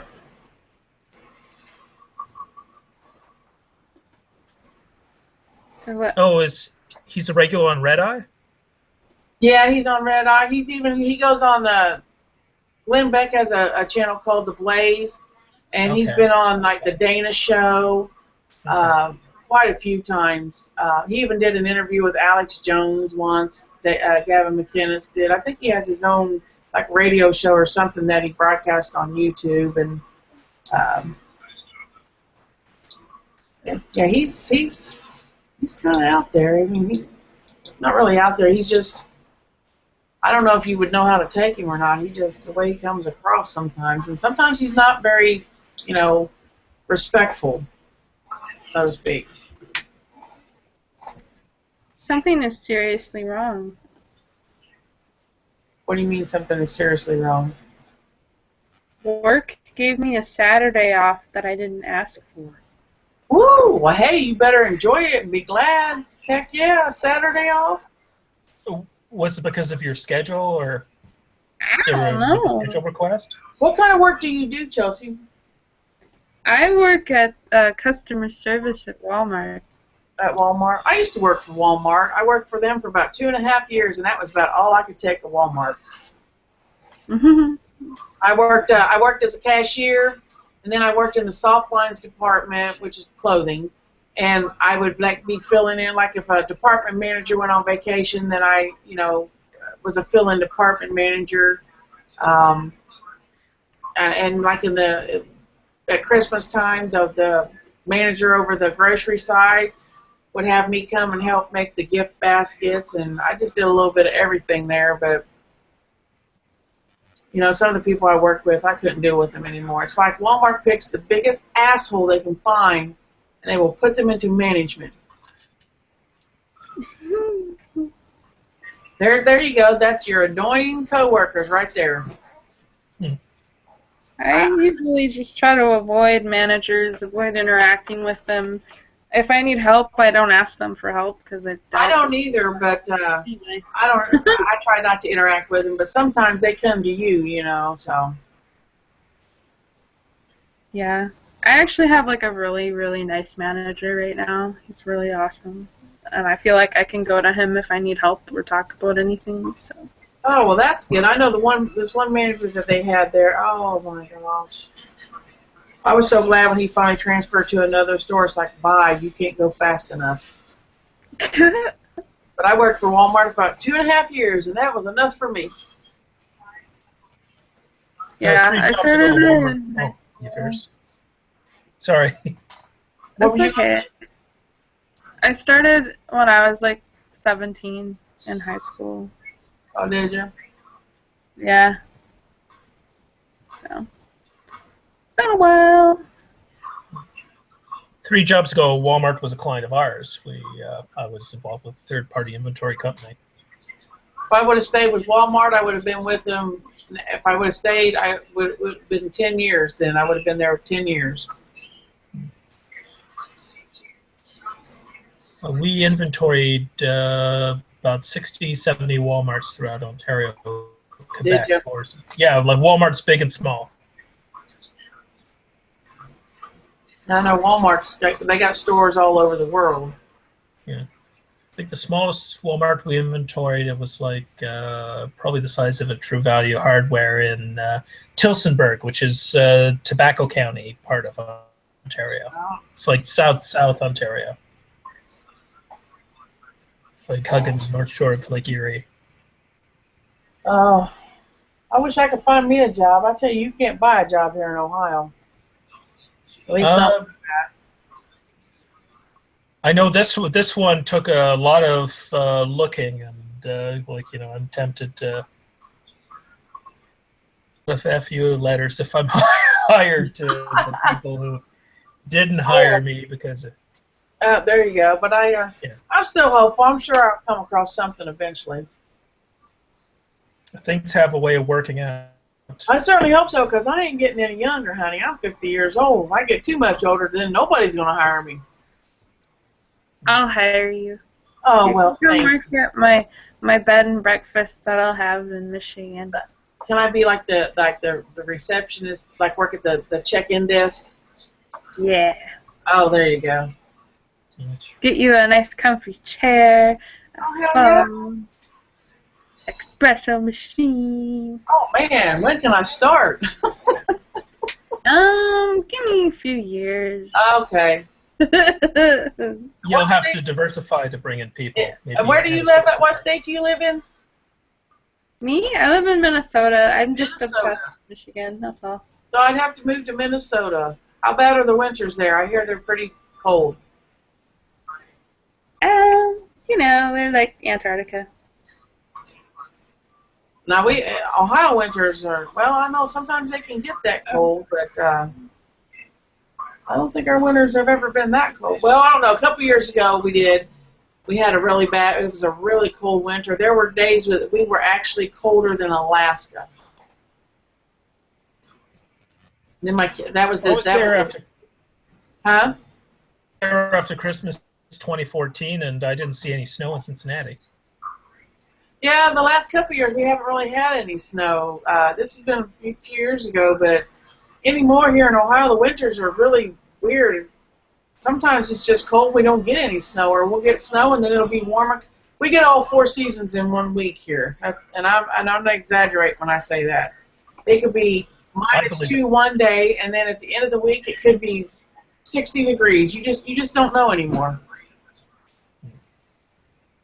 What is it? When I took that trip, Christmas 2014, heading south, the snow stopped around south of Michigan, and the snow started again when I entered Missouri. Yeah, I remember. Well, I remember one winter in the 80s. I think it was 82 or 83 on Christmas Day. It was like 70 degrees outside. It was really warm. There was no. It was weird. That is nice. Wow. Yeah, I told my dad. I said, instead of having a Christmas dinner, let's just have a Christmas cookout. I mean, it was just that warm, and this is on Christmas Day in Ohio. So, yeah, our weather here anymore. Now when I was growing up, you had spring, summer, fall, and winter. Now you can get that all in 1 week. I mean, it's just you can't predict the weather anymore. Can't. Been disappointed several times over the summer about lightning storms that have never happened. Where did Dave go? My daughter. He says he's listening to us. Who is it? So, yeah, he wrote in chat that he's listening to SNF. Okay. Well, oh, Goose, what are you doing? I think my pit bull's taken over under my desk. He's basically sprawled out everywhere and has pushed me away. He thinks I'll be right back. All right. I need some more medicine. I think he thinks he's the boss here. My Don't you, Zoo? parents' dog's Chihuahua and just mopes about waiting for the folks. My pit bull, he's just a big old baby. He weighs 83 pounds and he thinks he's a damn lap dog, let me tell you. He's a sweetheart, though. He's just a big old baby. He's spoiled rotten, and about the most he'll do to you is he'll lick you to death. That's about it. Hope Chelsea's bed and breakfast idea works out. I do too. I mean, I hope that works out for her. That sounds like a really, really cool thing, a bed and breakfast. Well, upper state Michigan's a little bit saturated work-wise. Oh, with the bed and breakfasts and stuff? Yeah, just job-wise in general. Job-wise. Well, they're slowly bringing jobs. Our city council that we have here, the old city council people, they've just about run us into the ground financially. Matter of fact, our one county commissioner, his name was Mike Fox. They were treating the, you know, when you pay taxes and stuff, there's an account in the city that's, you know, the revenue from taxes, whatever. It's supposed to go towards city things. They were using it as if it was their own personal checking account, and then they got busted, and then he spent some time in prison. Our city auditor at the time, her last name was Carpenter, I forget her first name, she got charges, but I don't think she served any jail time. And then he just got out earlier this year, Mike Fox did, and he's just spending the remainder of his, you know, at home. He's wheelchair bound now and stuff, but yeah. So now we've got this new city council, but, you know, the old city council that was the old boy network for the longest time, they got a lot of damage to try to undo that they did to us financially. So they're bringing jobs back. We got a place called Star Tech. It's a call center. A lot of companies that had their jobs overseas are bringing them back over here. And so they handle like Cincinnati Bell and other places. I don't know what all other places. Then we have a Barclay, I believe Barclay. Now I'm not sure. I think that's a call center for Barclay. I don't know, but I know they just created a few jobs. So I mean they're trying, but well, there are a lot of manufacturing jobs in your neck of the woods, no? No, we had like the last factory, whatever we had, it was called Beckett's Paper, and we had Champion Paper here, and we had D-Bolt, I think it was. Okay. And we had all that here. It's all gone. The Beckett Papers was the last good-paying job we had here, and it is closed down, and they are now demolishing the building. Over the summer, somebody set it on fire. So most people that live here in Hamilton, they either go to Cincinnati or someplace to work. There's really not a lot of jobs here. Most people just live here, but they work someplace else, somewhere in Cincinnati or Monroe or whatever, Westchester, but not here. The only things we have plenty of here are restaurants, bars, and car lots. Okay. We have a lot of those. Or, you know, we have some grocery stores. We have, at Bridgewater Falls, they have a bunch of retail stores, but, you know, any good-paying job, there is none here. Well, I remember driving through Hamilton. I remember crossing a big bridge and crossing. Well, we have three bridges. We have the Main Street Bridge, the Black Street Bridge, and the Columbus Bridge. I think it was the main one. The Main Street that takes you to the west side of Hamilton. Yeah. So you would go down Dayton, not Dayton Street, but shoot, I can't even think. I'm getting tired. But yeah, then you cross the bridge, it takes you to the west side of Hamilton. Of course, the other two bridges do too. But if you took the bridge, it should have took you to like Main Street. That's like the main bridge that we use here. Okay. Okay. But we have 3 bridges that connect us to the west side of Hamilton. Okay. Because we have the river that runs right between the Great Miami that runs in between. Just trying to think. I'm trying to remember where the heck I stayed this Saturday night. Because I remember going to Chicago. It was one weekend I had where I just needed to get away from the office because of the VP who was working there, who was eventually forced to sever herself from the business. Yeah, it's one of those things, being in a position of limbo where getting work versus like the job where I was amicably laid off before. I have to be careful what I say on here. Yeah. So I just need to get away, from the weekends because basically I had 2 bosses who were telling me to do 2 different things. And they both had equal shares in the company. Yeah, that doesn't ever work out very well, does it? Yeah. Well, one of them was forced to respectfully step aside. So my problems became significantly marginalized after she skedaddled. I was looking for excuses to. Now I know here in Hamilton, we've had 5 movies filmed here. The latest one was just this like a month or so ago, starring John Travolta. The Life of Gotti, and they used our Butler County Jail as one of the places that they used to film at. We've had what's his name? Is it James Franco? Is there an actor named James Franco? Yes. Okay, yeah, he was here last year, and it's called the Long Home or something like that. He was here, and they filmed.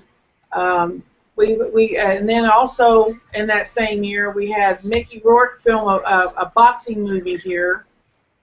I think it was a movie named Claire or something. I know we've had 5 of them or so. We seem to be kind of a spot now that producers from Hollywood come and look at for, to possibly use as a film location. So the city's kind of let that go to their head now. So my daughter jokingly around and calls us Hammywood. It's probably a tax incentive thing. Yeah, it is. It has to do with money and tax incentive and stuff. Because when they come into town, the actors, they buy at the restaurants, they stay in the hotels, things like that. They produce, not to mention that they pay pay the city to be able to use these different locations and stuff. So they bring in quite a bit of revenue for us when they come. So.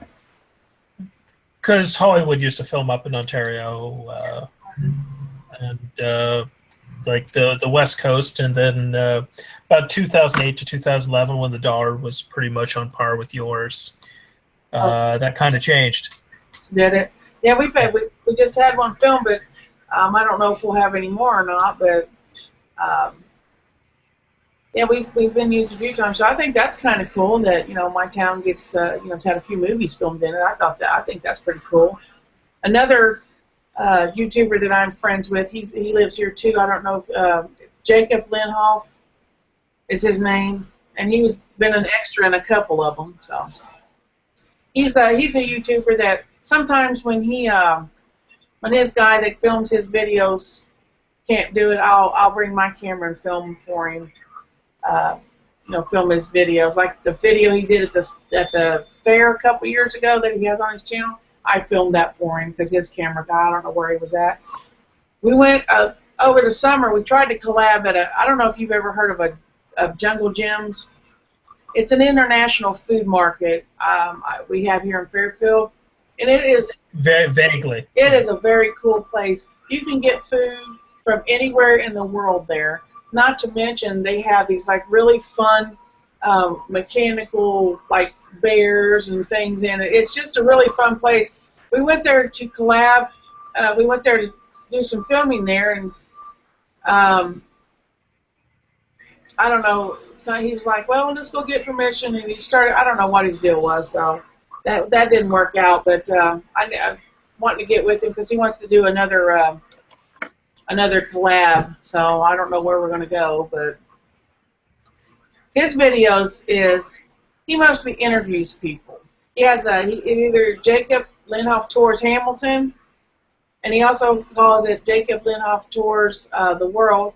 And different YouTubers, he'll like email them different questions and stuff, and then have them submit a video of them answering the questions that he asked them. He mostly interviews people on his channel. That's what Sorry about that. No, it's all right. Oh yeah, I forgot to ask, and it's kind of in line with what Pamela was talking about. Do you remember me telling you that Rachel was in my sister was an extra in a Hallmark movie a couple months ago? Oh no, I didn't know that. What Hallmark movie I was remember. The extent of what I know, I don't think it's even titled yet. I think they just shot a bunch of stuff, and they're going to use the the magic of the editing room. Yeah, me and Gabe was just sitting here talking. She done muted her mic now. Look at her. What is she doing? No, she's probably drinking or something. Oh. I was trying to get a rice cake, and I was making a lot of noise. Well, we were just sitting here talking about how Hollywood has. We've had about these 5 movies filmed here where I live in Hamilton. We attract Jason Priestley a lot. Ava Longoria, Forrest Whitaker, Andy Garcia have been up here. The production my sister was with, it was completely by accident. She happened to be at a school,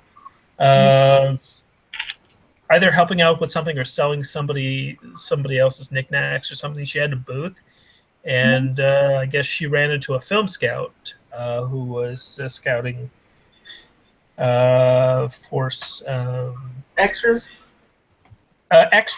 Basically extras to fill like some makeshift like series of booths. Yeah. For like a winter fair, Christmas fair, and this thing happened to star James Brolin and Mina Savari from American Beauty. Oh, okay.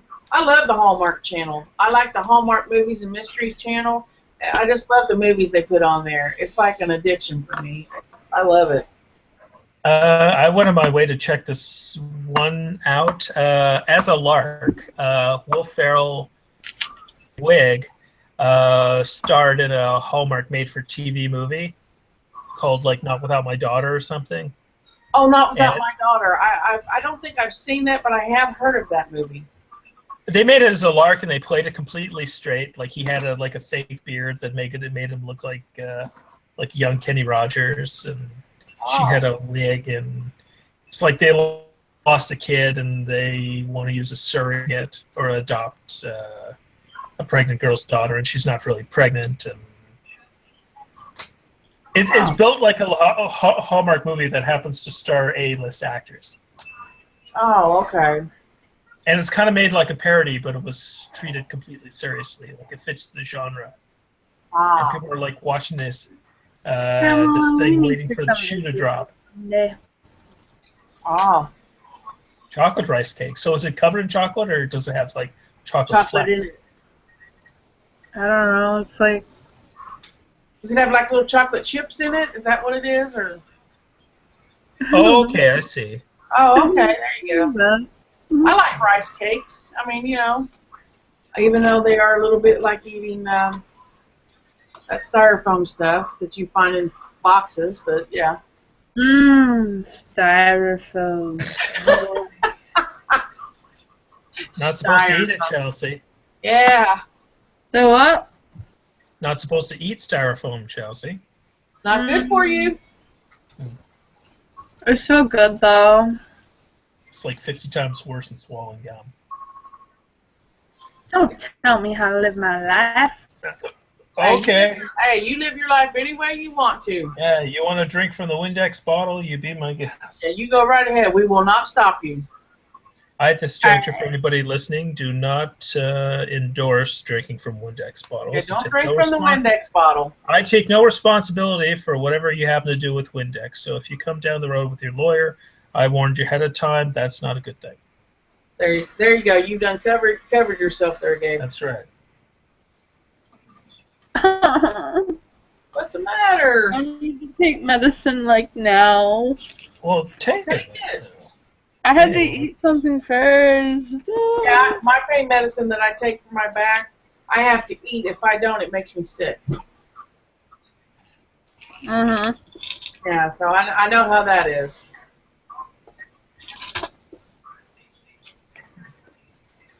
No, it's all good. Yeah. All right.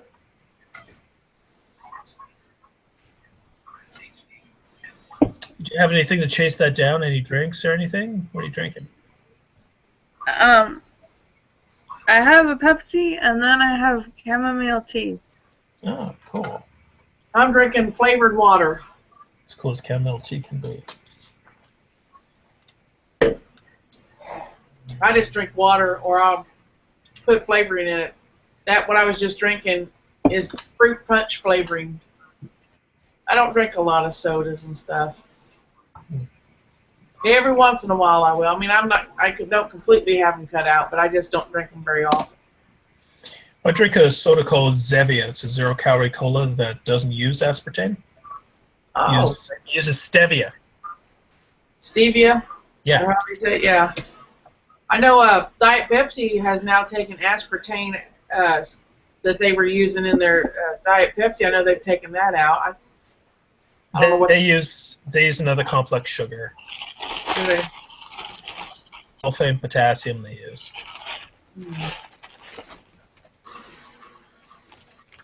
Well, It's negative with comes. The only downside is that is the stevia leaf. Oh, okay. Process that. The only negative, because it's only been tested for X number of years, companies that competed with stevia wanted it classified as a pharmaceutical or health food product. So you shouldn't have more than 5 cans a day because it might be bad for your kidneys. Oh. But less than 5 cans or less, it's safe. Yeah. It's dilute. Does it mean to give someone their last rites? What? What does it mean to give someone their last rites? To get someone their last rites, they're getting, but they're like,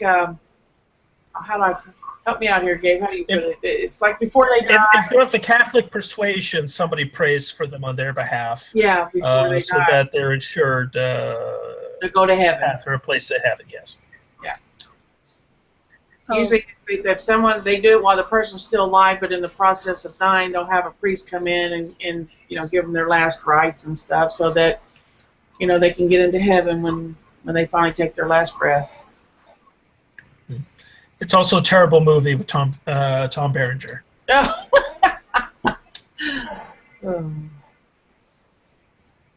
But I'm assuming you're talking about the act of the last rites, not the really, really terrible film where he plays a priest. I'm pretty sure that's probably what she was talking about. Yeah. Oh, goodness. Zeus, you're making it very uncomfortable for me to sit here. You need to move, buddy.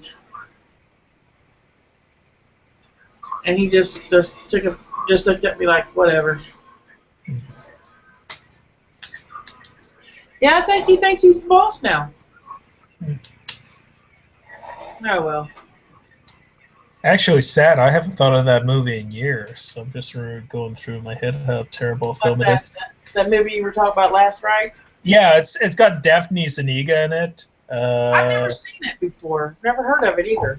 Came out in '88. Roger Ebert gave it 0 stars. Maybe that's why I haven't seen it, if it's not very good. Yeah. Well, it was just fascinatingly bad. It was, Daphne Zuniga plays a Mexican woman who I think takes sanctuary in the church that Tom Berenger happens to be serving as a priest. Mm-hmm. And there's like an older priest in there that walks in and out and like eavesdrops and stuff. and I think she's escaping the mafia. Oh. And her accent is like really bad. It's like Taco That Bell almost sounds commercial like bad. Sister Act with Whoopi Goldberg. She entered a church and pretended to be a nun because of her mob boyfriend. And that Oh, movie. yeah, she wasn't being. I think she was just, taking advantage of the priest's kindness. She wasn't striving to become a nun. I think she was just using the church as a safe place. And Yeah, she because in that Whoopi Goldberg movie, yeah, her mob boy, she witnessed something, and so they had to put her into hiding. But then the way she transformed the choir in that Catholic church was, I thought, pretty cool. I think the main premise of the thing is like she was in there, and I think she takes advantage of the shower facilities, and he walks in on her, and he starts questioning his vows and all that crap. Okay, so that may be the Last Rites. I'll have to check that out. I've never seen it. I've never even heard of it. Sounds interesting. Mm-hmm. Would it be weird for someone I've known online for a few years to ask them their address just to send them a card? Well, if you guys, if you're really good friends, and I don't think that would be weird. Now, if it's somebody you just met and you're asking them for their address, they might be a little, standoffish, like, what do you want that for, But if you've known each other for years and you guys are good friends, I don't think it would be weird. Okay. There's a way to phrase it. Like, say there's a circumstance in which you were ill and I wanted to send you a get well card. Yeah. Now, in that context, Okay. I don't think they would find it, I don't think they would mind it if you guys have been friends a while and they get to know you a little bit. I don't think that would be weird at all. Okay. If you just met them, then yeah, it could be a little strange, but No, I've known him almost as long as John. yeah. I'm pretty sure they probably wouldn't mind giving it to you, and I don't think they would find it weird at all. Okay. Damn, my stomach hurts. Fuck. yeah, you'll be fine. You poor thing. I feel so bad for you. I mean, in the present, you'll get a care package from me in 5 to 7 days. Oh, well, see, there you go. You're getting a care package. Yay! Hey, care package. Well, they don't sell Wonder Bar in the U.S. They don't sell what? It's like Butterfinger, but it's got a different texture around the center. It's got like a crunchy toffee texture on the inside. Oh, okay. It's like a fast break, but with a Butterfinger. I've never had one. I've been to Canada a few times, but I don't think I've ever had that candy before. I love Canada. Canada's beautiful. I always tell my husband, if we ever move, let's move to Canada. Well, we've got a lot of American products, but Holy fuck! what's Oh, up? What's the matter? What are you? did I say that out loud? You said holy You fuck. sure did. You did, all out loud. We heard it. Hi, Adam. Well, somebody's watching us named Adam. Yeah. Is that what you holy fucking about? Yeah. Oh, wow, okay. I was wondering what was going on. Sorry, I didn't realize I said that out loud. Who's watching us? I was like, I forgot that we were live, I guess. And then, Yeah, we're sure live. my friend knew I was talking about them, and then I was like, oh my god, how do you know I was talking about you? Because we're live, you silly thing. Right. Yeah. Okay. Unless you want to plan on calling it an evening. Or... Yeah. No, I just wasn't thinking. Oh my god. How much medication have you had today, Chelsea? Percocet, ibuprofen, Oh, anti-nausea. for heaven's sakes. Uh, Well, there, that explains a lot right there. what? Oh, you know. I'm in pain. Well, I hope you get to feeling better soon. Sucks to be in pain. I live in constant pain too. I take pain pills and it helps to a certain extent, but with my back, I'll always have constant pain. So I don't know what kind of pain you're having, but I definitely can relate to being in pain and being on pain pills all the time. I wish my insurance would cover that Laser Spine Institute. The problems that I have, they claim to be able to fix it, and then I wouldn't have to be on pain medicine anymore. I would love that, but I'm pretty sure my insurance wouldn't cover it. Me, I'm kind of hard on my wrists when I sleep, and I'm glad it hasn't translated to anything that prevents me from having a type, because it sounds like the work I'm going to be getting is going to be largely data entry and verification. So Better watch out about getting carpal tunnel. I'm a long ways from that. It's not something that's inherited, but you know, I'll I be ain't had conscious. surgery for that. She's gonna have a birthday this month. She's gonna be, how old is she? 72. But when she was young, when she was working at Champion Paper, she worked in the office. She handled like the insurance and stuff, and on the computer a lot. And she ended up having to have that surgery on both her wrists for carpal tunnel. I usually, it's weird. I roll around when I sleep, and I'll wake up and I'll be asleep on my wrists, and my hands will be asleep.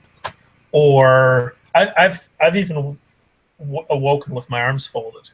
Really? Yeah. I can't say that I've ever done that, but I have been woke up from where my arms start to hurt from going to sleep. I've rolled over on it, and then, I don't realize it until I start to feel a lot of pain, and it wakes me up to, when my arm starts to hurt because it's went completely numb from lack of blood flow. But I can't say I've ever woke up with my arms folded. Heating pad. Heating pad. Are you going to be okay there, Chelsea? I don't know. You just want to call it a night then and go lay down, or? No, I want to talk to you guys. Are you sure? I mean, you seem to be in quite a bit of pain. Like, I don't know if, Yeah. Not as bad. This is actually nothing compared to earlier today. You've been kind of quiet. You haven't really done a lot of talking like you did last time. You just kind of seem like you're in a bit of pain that maybe you should go lay down. A few more minutes. Okay, a few more minutes, and then maybe we should just call it a night so you can lay down, and maybe that'll help relieve some of the pain. Yeah. Or just like... What kind of pain exactly are you having? Oh. Is it female-related pain? I have a problem with my female organ, and I'm going to the doctor for it soon, and hopefully they'll just take it away. Wouldn't that be nice? My friend, Yes. when my phone rang earlier, that was my friend. She just had a hysterectomy a couple days ago. But they probably won't, because I'm like in my 20s and they think I'm stupid and can't make my own decisions, and they'll be like, no honey, no, you have to do this instead, and then I'll be out like, fuck you. Oh my gosh. Well, if you can take pills instead, then do. Yeah. Most definitely. Hey, I got an idea. Do you want to hear how I'm coming along with that theme song of mine? Oh yeah, what about, I want to hear this theme song that you was Oh talking my god, he wrote this ridiculous song. Well, about... let's hear it. Oh, I found it was like 6 months ago. She was starting this whole series, and I wrote down an idea, and she said it was ridiculous. And Okay. I remember I had it, and I actually set it to music. So Oh, well, let me hear it. Let me see what you got. I'll probably talk instead of sing, because when I sing it, it sounds like the White Stripes, We're Gonna Be Friends. So, Is that a ukulele? Yes. Oh, okay. Go ahead. Yeah. Let's hear it. Here is Chelsea. She says stuff. When she's done, it's not enough. That's 'cause you'll be wanting more. So much so, hey, there's the door. Who is it? It's you. That's what Chelsea's words will do. They'll turn a fan into a stalker. That's 'cause there's no better talker than Chelsea. All right, there we go. Yeah. I like it. And I'll make an animated intro and it'll show Chelsea. Are you I think stuck? that would be so cool.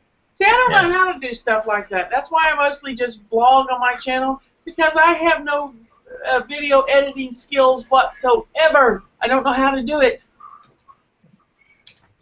Well, I draw and animate, but it's mostly like private sector the past few years. So it's like I've done it for companies, but technically, like I share it privately when I'm looking for work. Yeah. I don't know how to do video editing. I would like to learn how, but I have an Apple computer, so I mean I have iMovie on here, but it's not, there's not a lot of choices on it to do anything with.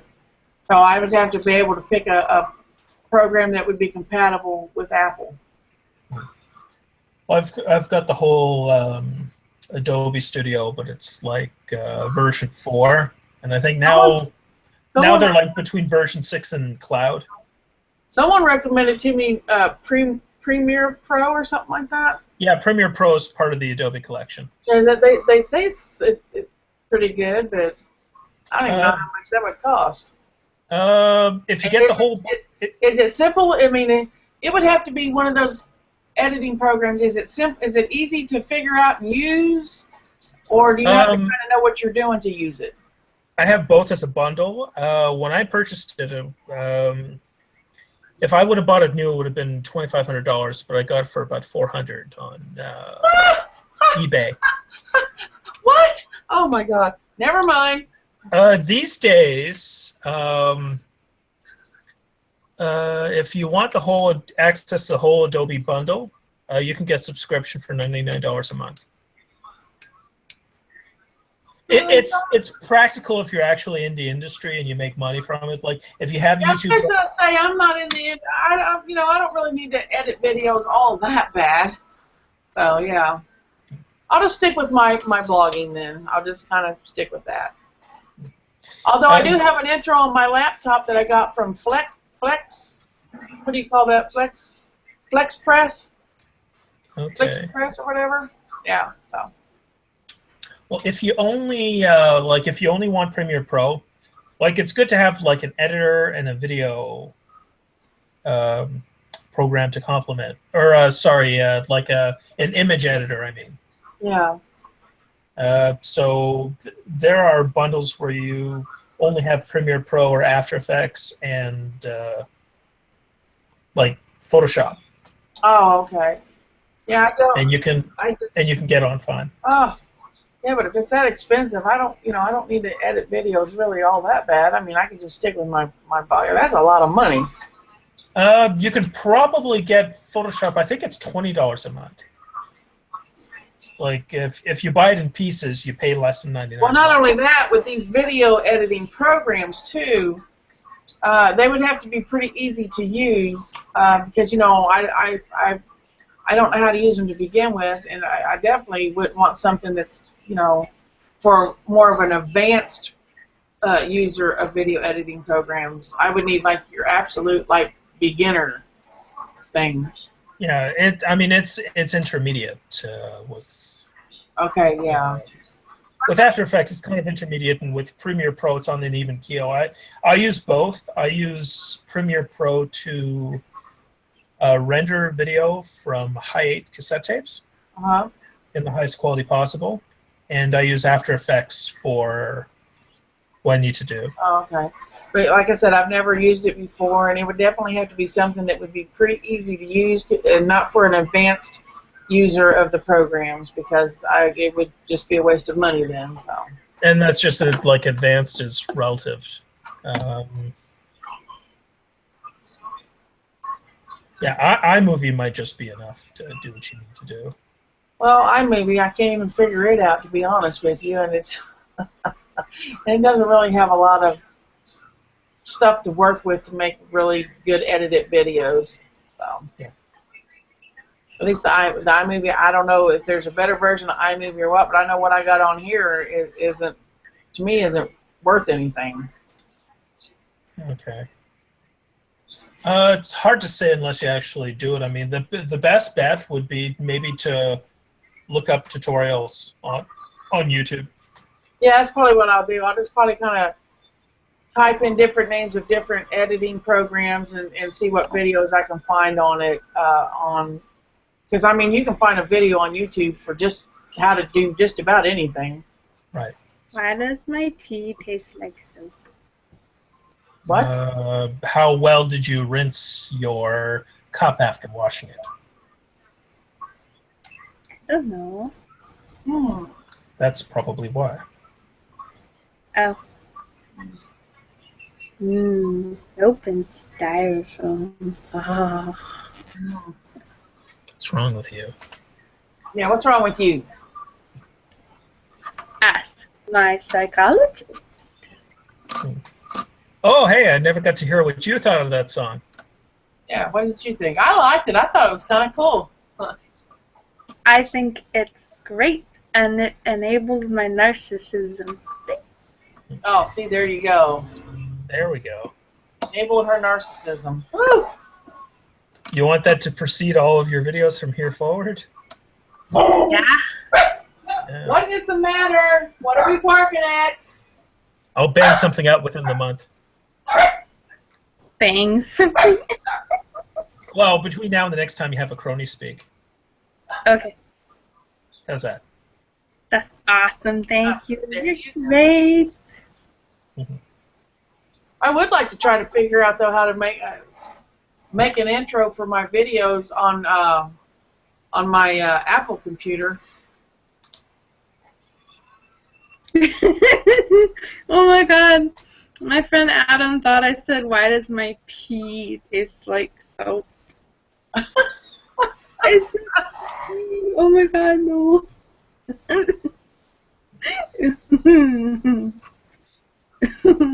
Oh, Lord of mercy.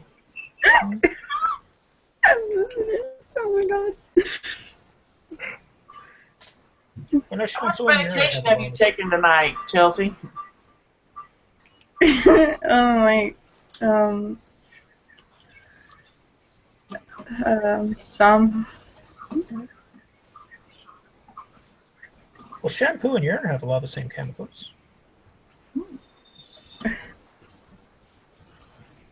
But they don't make urine out of or shampoo out of urine, mostly.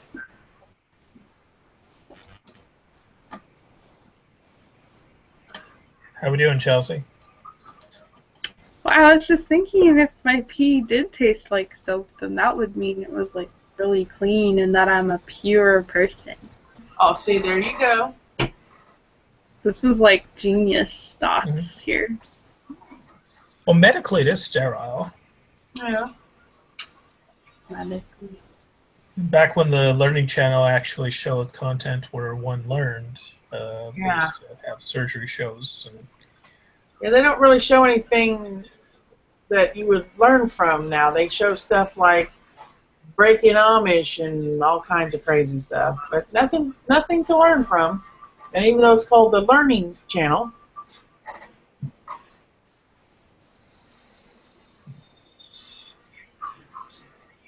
wasn't Honey Boo Boo its greatest revenue stream at one point?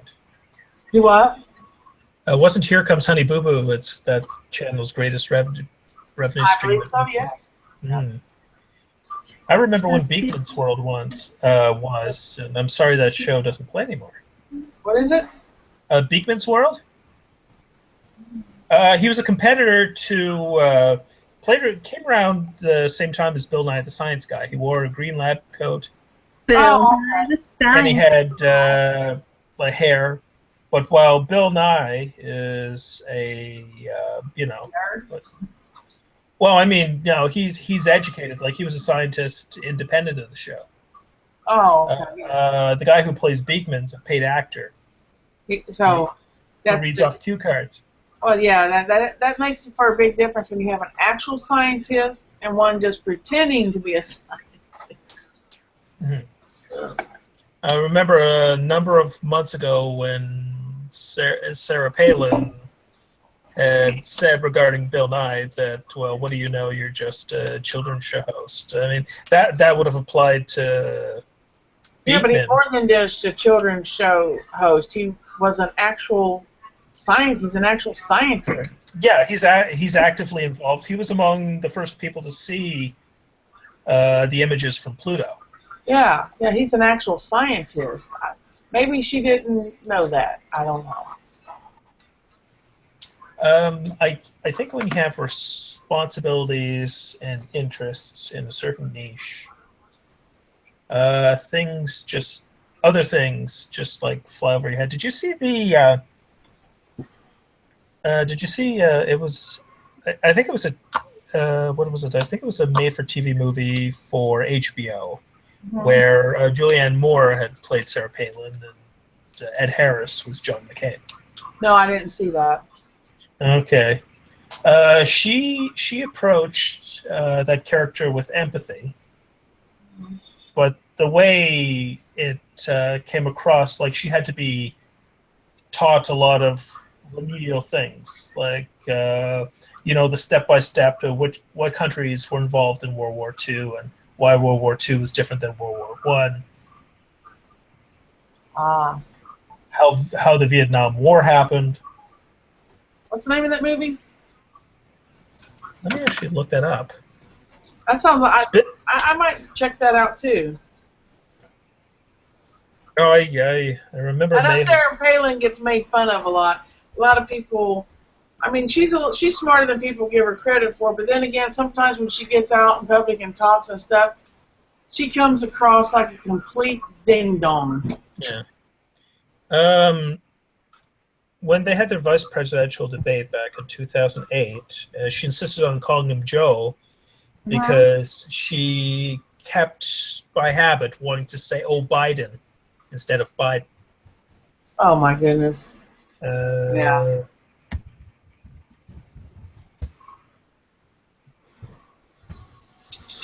Game change. What is it? M change? Game change. Oh, game change. Okay, I'm going to write that down because I'm going to check that out. Yeah, came out in 2012. Woody Harrelson played Steve Schmidt. Oh, okay.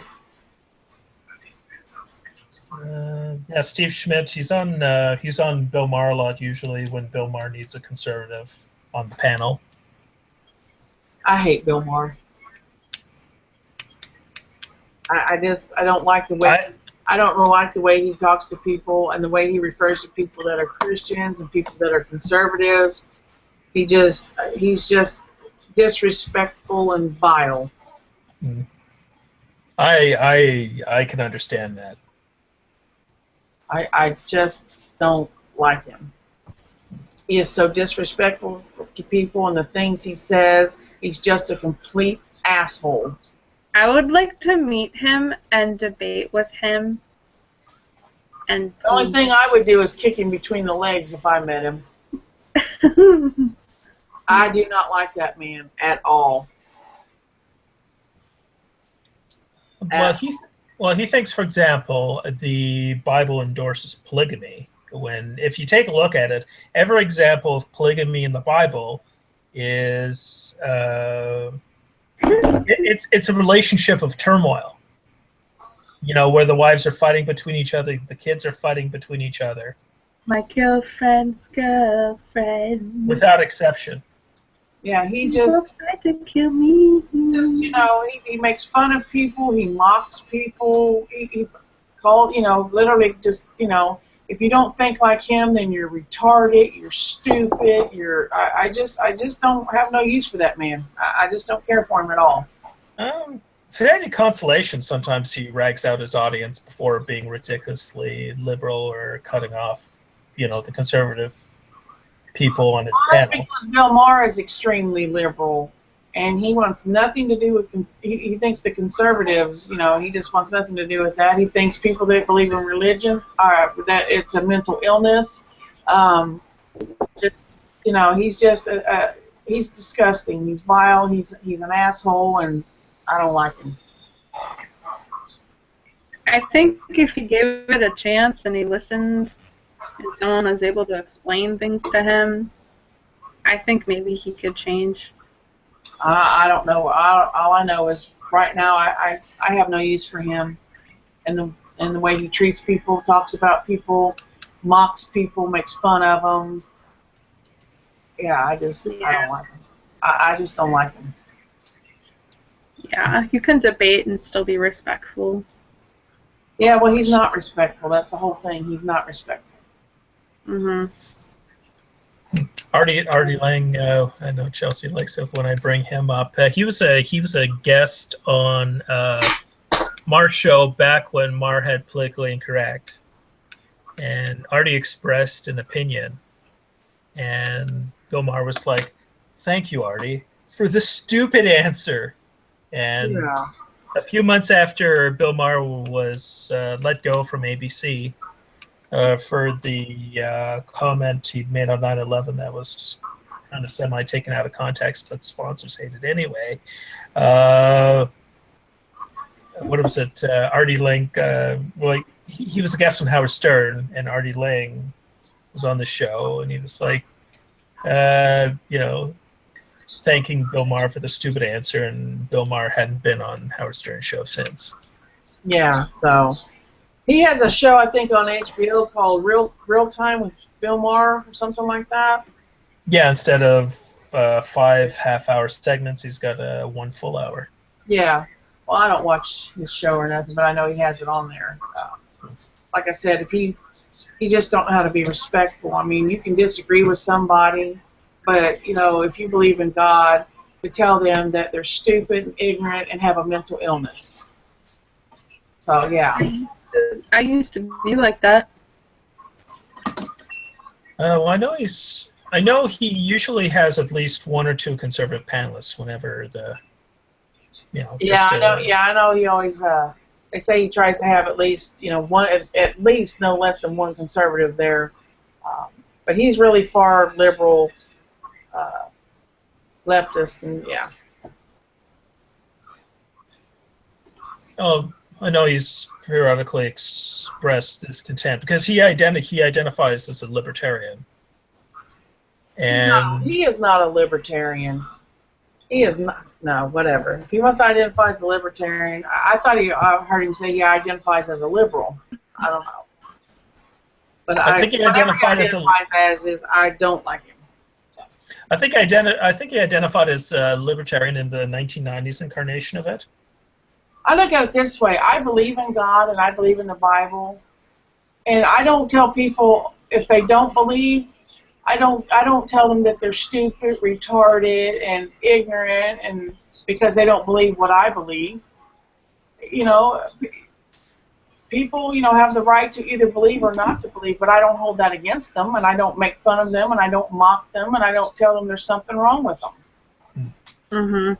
And he does. He just, he don't know how to be, because I have friends that are atheists, but I don't hold that against them. I don't tell them that they're wrong. I mean, life is too short for all that. I believe in God and I believe in the Bible, and people that don't, then they don't. But, I'm not going to sit and disrespect them for it. Don't worry, Pamela. In the afterlife, when you see him, we'll kick him in the gonads. And we'll say, I Yep. told you so. When we see him, hey, Bill, bam, how's it going? If he has gonads to kick. Well, that's true. I mean, in the afterlife, he may not even have gonads. So, yeah. Who's Kaylin Dre? I met him through Claire. Oh, okay. They collabed for a song, I think. Okay. I know somebody came Yeah. in briefly and left briefly named Caitlin Dre. He's a good guy. He likes corn. I approve. Great. Yeah. Yeah, Artie had also said that he regarded Bill Maher as extremely clever, but a gigantic asshole. He is a gigantic asshole, but I will give him that. He is a very smart man. He's just not a very nice one.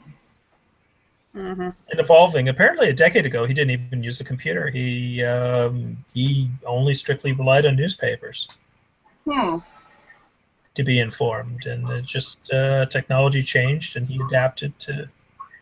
Yeah, he's a very smart man. He's a real smart man. He really is. He's just not very nice or respectful of other people's, other people. I say he's had people on that show worse than him. Christopher Hitchens. Oh God, Christopher Hitchens. Oh my gosh, yes. You want to talk about somebody that makes people that are Christians? He tries to make them out like they're the dumbest people on the planet, and he just, if you're an atheist, that's fine. You're an atheist, but don't tell me there's something wrong with me because I'm not. Maybe there's something wrong with you because you are an atheist. I mean, come on. I've seen some of his videos on YouTube with him, and he wants to make sure that anybody that believes in God, he wants to just, tear into them. Oh, even when he was dying, when he was doing chemo, I think he was on this. This was like 2 days before he died, and he's like, "Don't you dare pray for me." Well, whatever. Yeah. Whatever. I think he ended. What's that? Whatever. Yeah, he was a big. Yeah, he was a big time atheist. Found out he donated his body to science so that did he? further. Well, it's because of what he had. I think he had a variation of leukemia and. Oh, so he donated it so it was like super rare. So he donated it so they could test.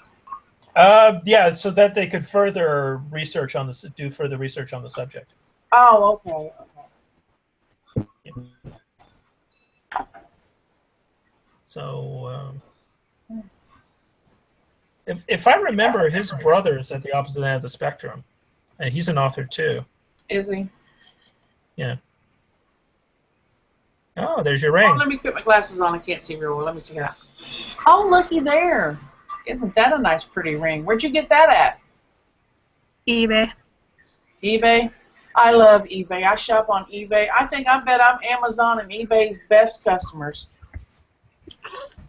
Hell, just me alone can keep them in business as much as I shop online.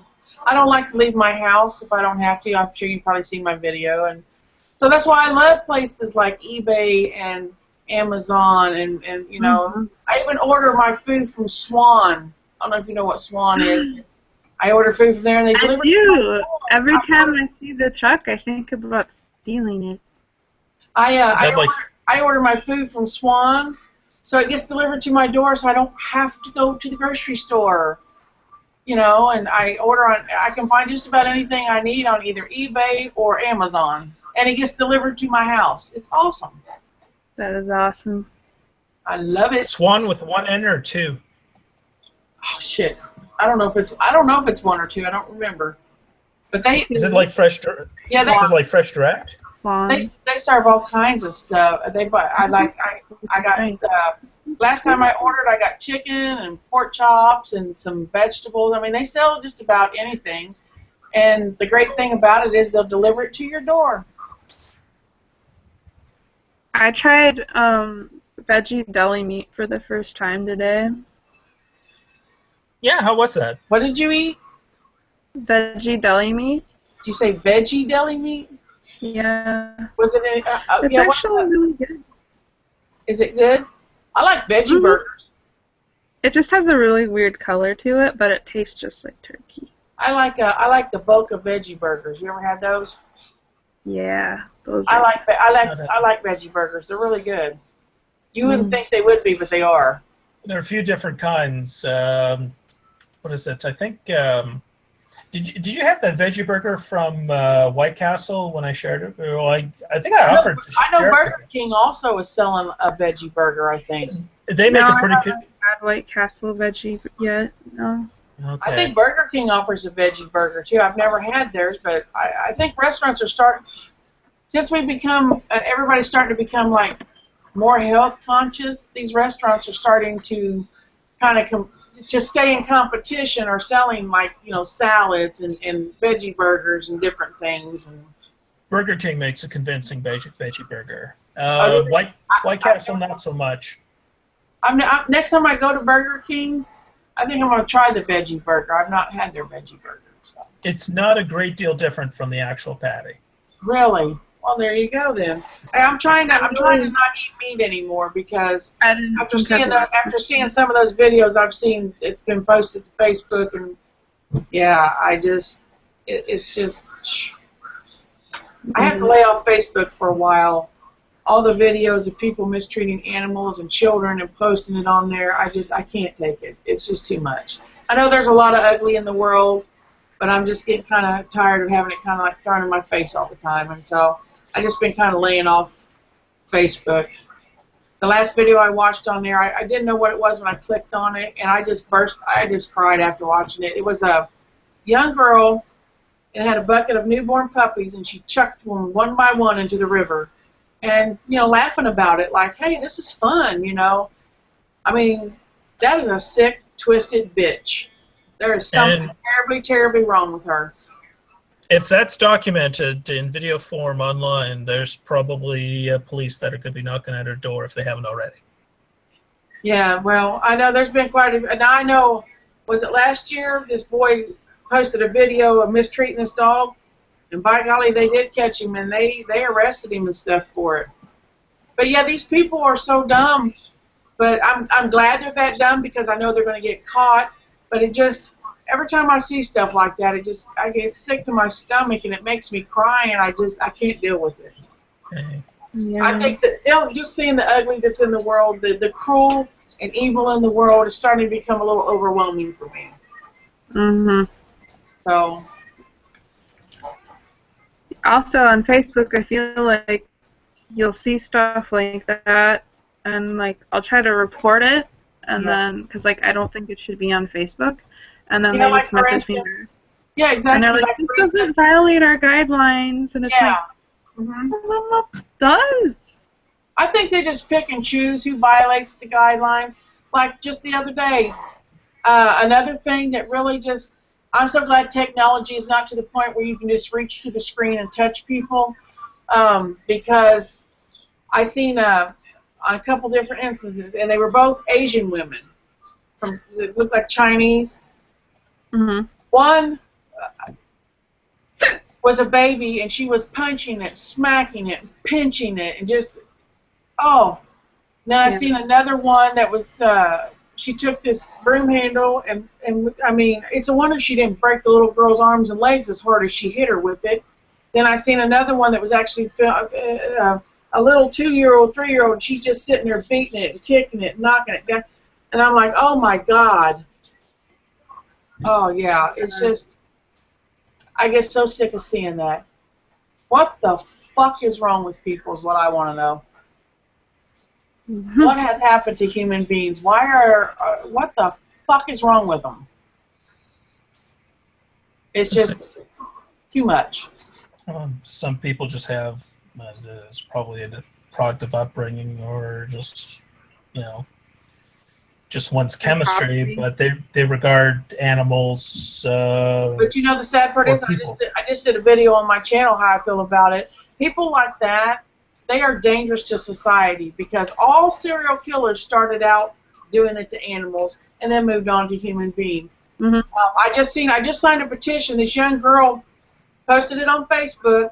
She had her dog picked it up by the leg, kept throwing it up against the wall. She punched it in the head, and somebody started a petition to have this little bitch arrested, and I signed it. And it's just, I just don't understand anymore, and I just don't understand people why they have no problem doing something so vile and cruel to another living thing like it's nothing, like it's like it's normal. I can't deal with that anymore. Yeah, But I usually am. when I see stuff like that on Facebook, I just click hide or don't show me this again or something. Well, I need to start doing that or something, because I'm telling you, some of the stuff that Facebook lets be posted. I've seen some videos posted on Facebook from Muslims. I seen one the other day where this 19-year-old woman was buried into the ground up to her shoulders, and they were throwing rock. They were stoning her to death because she refused to marry. Are these things that are appearing in your trending feed, or is it just things that your colleagues are sharing? Well, when I get on to Facebook, it's just in the trending feed, not in the trending feed, but, you know, somebody that I may be following will, like, post it, you know, from somebody else's channel, from somebody else's channel, and I mean, like I said, I know there's a lot of sick, evil, ugly in the world. But now it's like people are posting it to social media like this is supposed to be normal and okay. I would, if it's like the same person who keeps posting it, I would like go unfollow them. Well, What I did one time, there was a guy I used to follow from Barcelona. He's a DJ, but he started getting into social issues, and he was really, really against anybody who believed in religion. And it came to the point, I think he ended up being flagged for posting nudity on his page, but he was able to restructure himself so that he was represented by his business.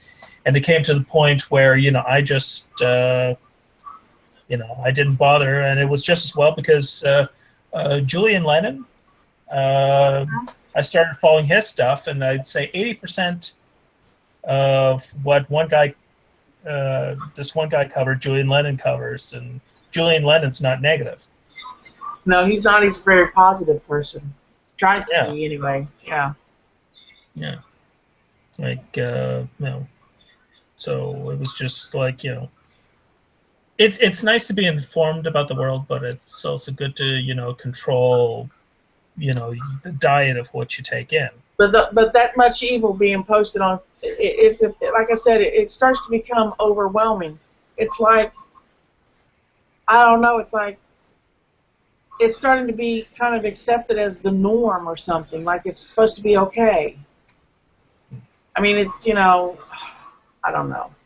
It's not okay. No, it's not okay. It's not okay at all. I'm glad, though, they are stupid enough to post it to social media so that they can get caught and pay for what they've done. But still, at the same time, though, it's just too overwhelming for me. I can't deal with it sometimes. Human beings can be the most cruel and evil and vicious animal on this planet. It's true. I ended up grabbing a snooze this afternoon. I had a pretty unpleasant dream from right before I went to bed. I was reading up on Emmett Till, and that they opened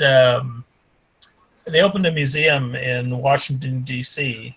That covers African American history, where they have the shackles and you know, the cloth that like the prayer shroud that Harriet Tubman used to use. And, Emmett Till, the casket he was in, he had an open casket burial because his mother wanted the world, like Time magazine and other entities, to see what people who had beaten him to death had done to him. So I went to bed and having a pretty unpleasant dream on account Well, of I guess so. After, you know, reading something like that before you went to sleep, I can see why you was having a bad dream. So it is what it is. I mean, you know, I you know, like I have a pretty tolerant threshold, but I also have a conscience, and at the same time, like the purpose of dreams is to basically filter out the extrasensory information we take in throughout the day. Oh, okay. Otherwise, if you know, like if we were to just think about a tiger, we would recoil in horror as if it actually existed. Oh. Well, I know a lot of the channels and stuff, you know, a lot of things that, but I try to either unfriend them if I'm following them, or I try to figure out how to block it, and still, though, so much seems to get through of people posting these kind of videos. And I just don't understand. I can't even imagine what makes a person do something so vile to another living thing and laugh and joy, you know, laugh and take joy in it. I don't get it. It's okay, Pam. I mean, I can't fathom it All in either. the go- You what? What, Chelsea? Okay, Pamela. Someday we're gonna kick them all in the gonads. Nope. Trying to be funny, it's not really working. Or hope they develop a conscience or something. People, yeah, it's just, Lord of mercy. I don't know. I just don't understand. I don't get it. I probably never will. Yeah. Well, I just try I'm to. going to go offline or stop broadcasting live. So. Anyways, What a time for your internet to mess up. On, whatever, and hope you enjoyed it and didn't get too weirded out.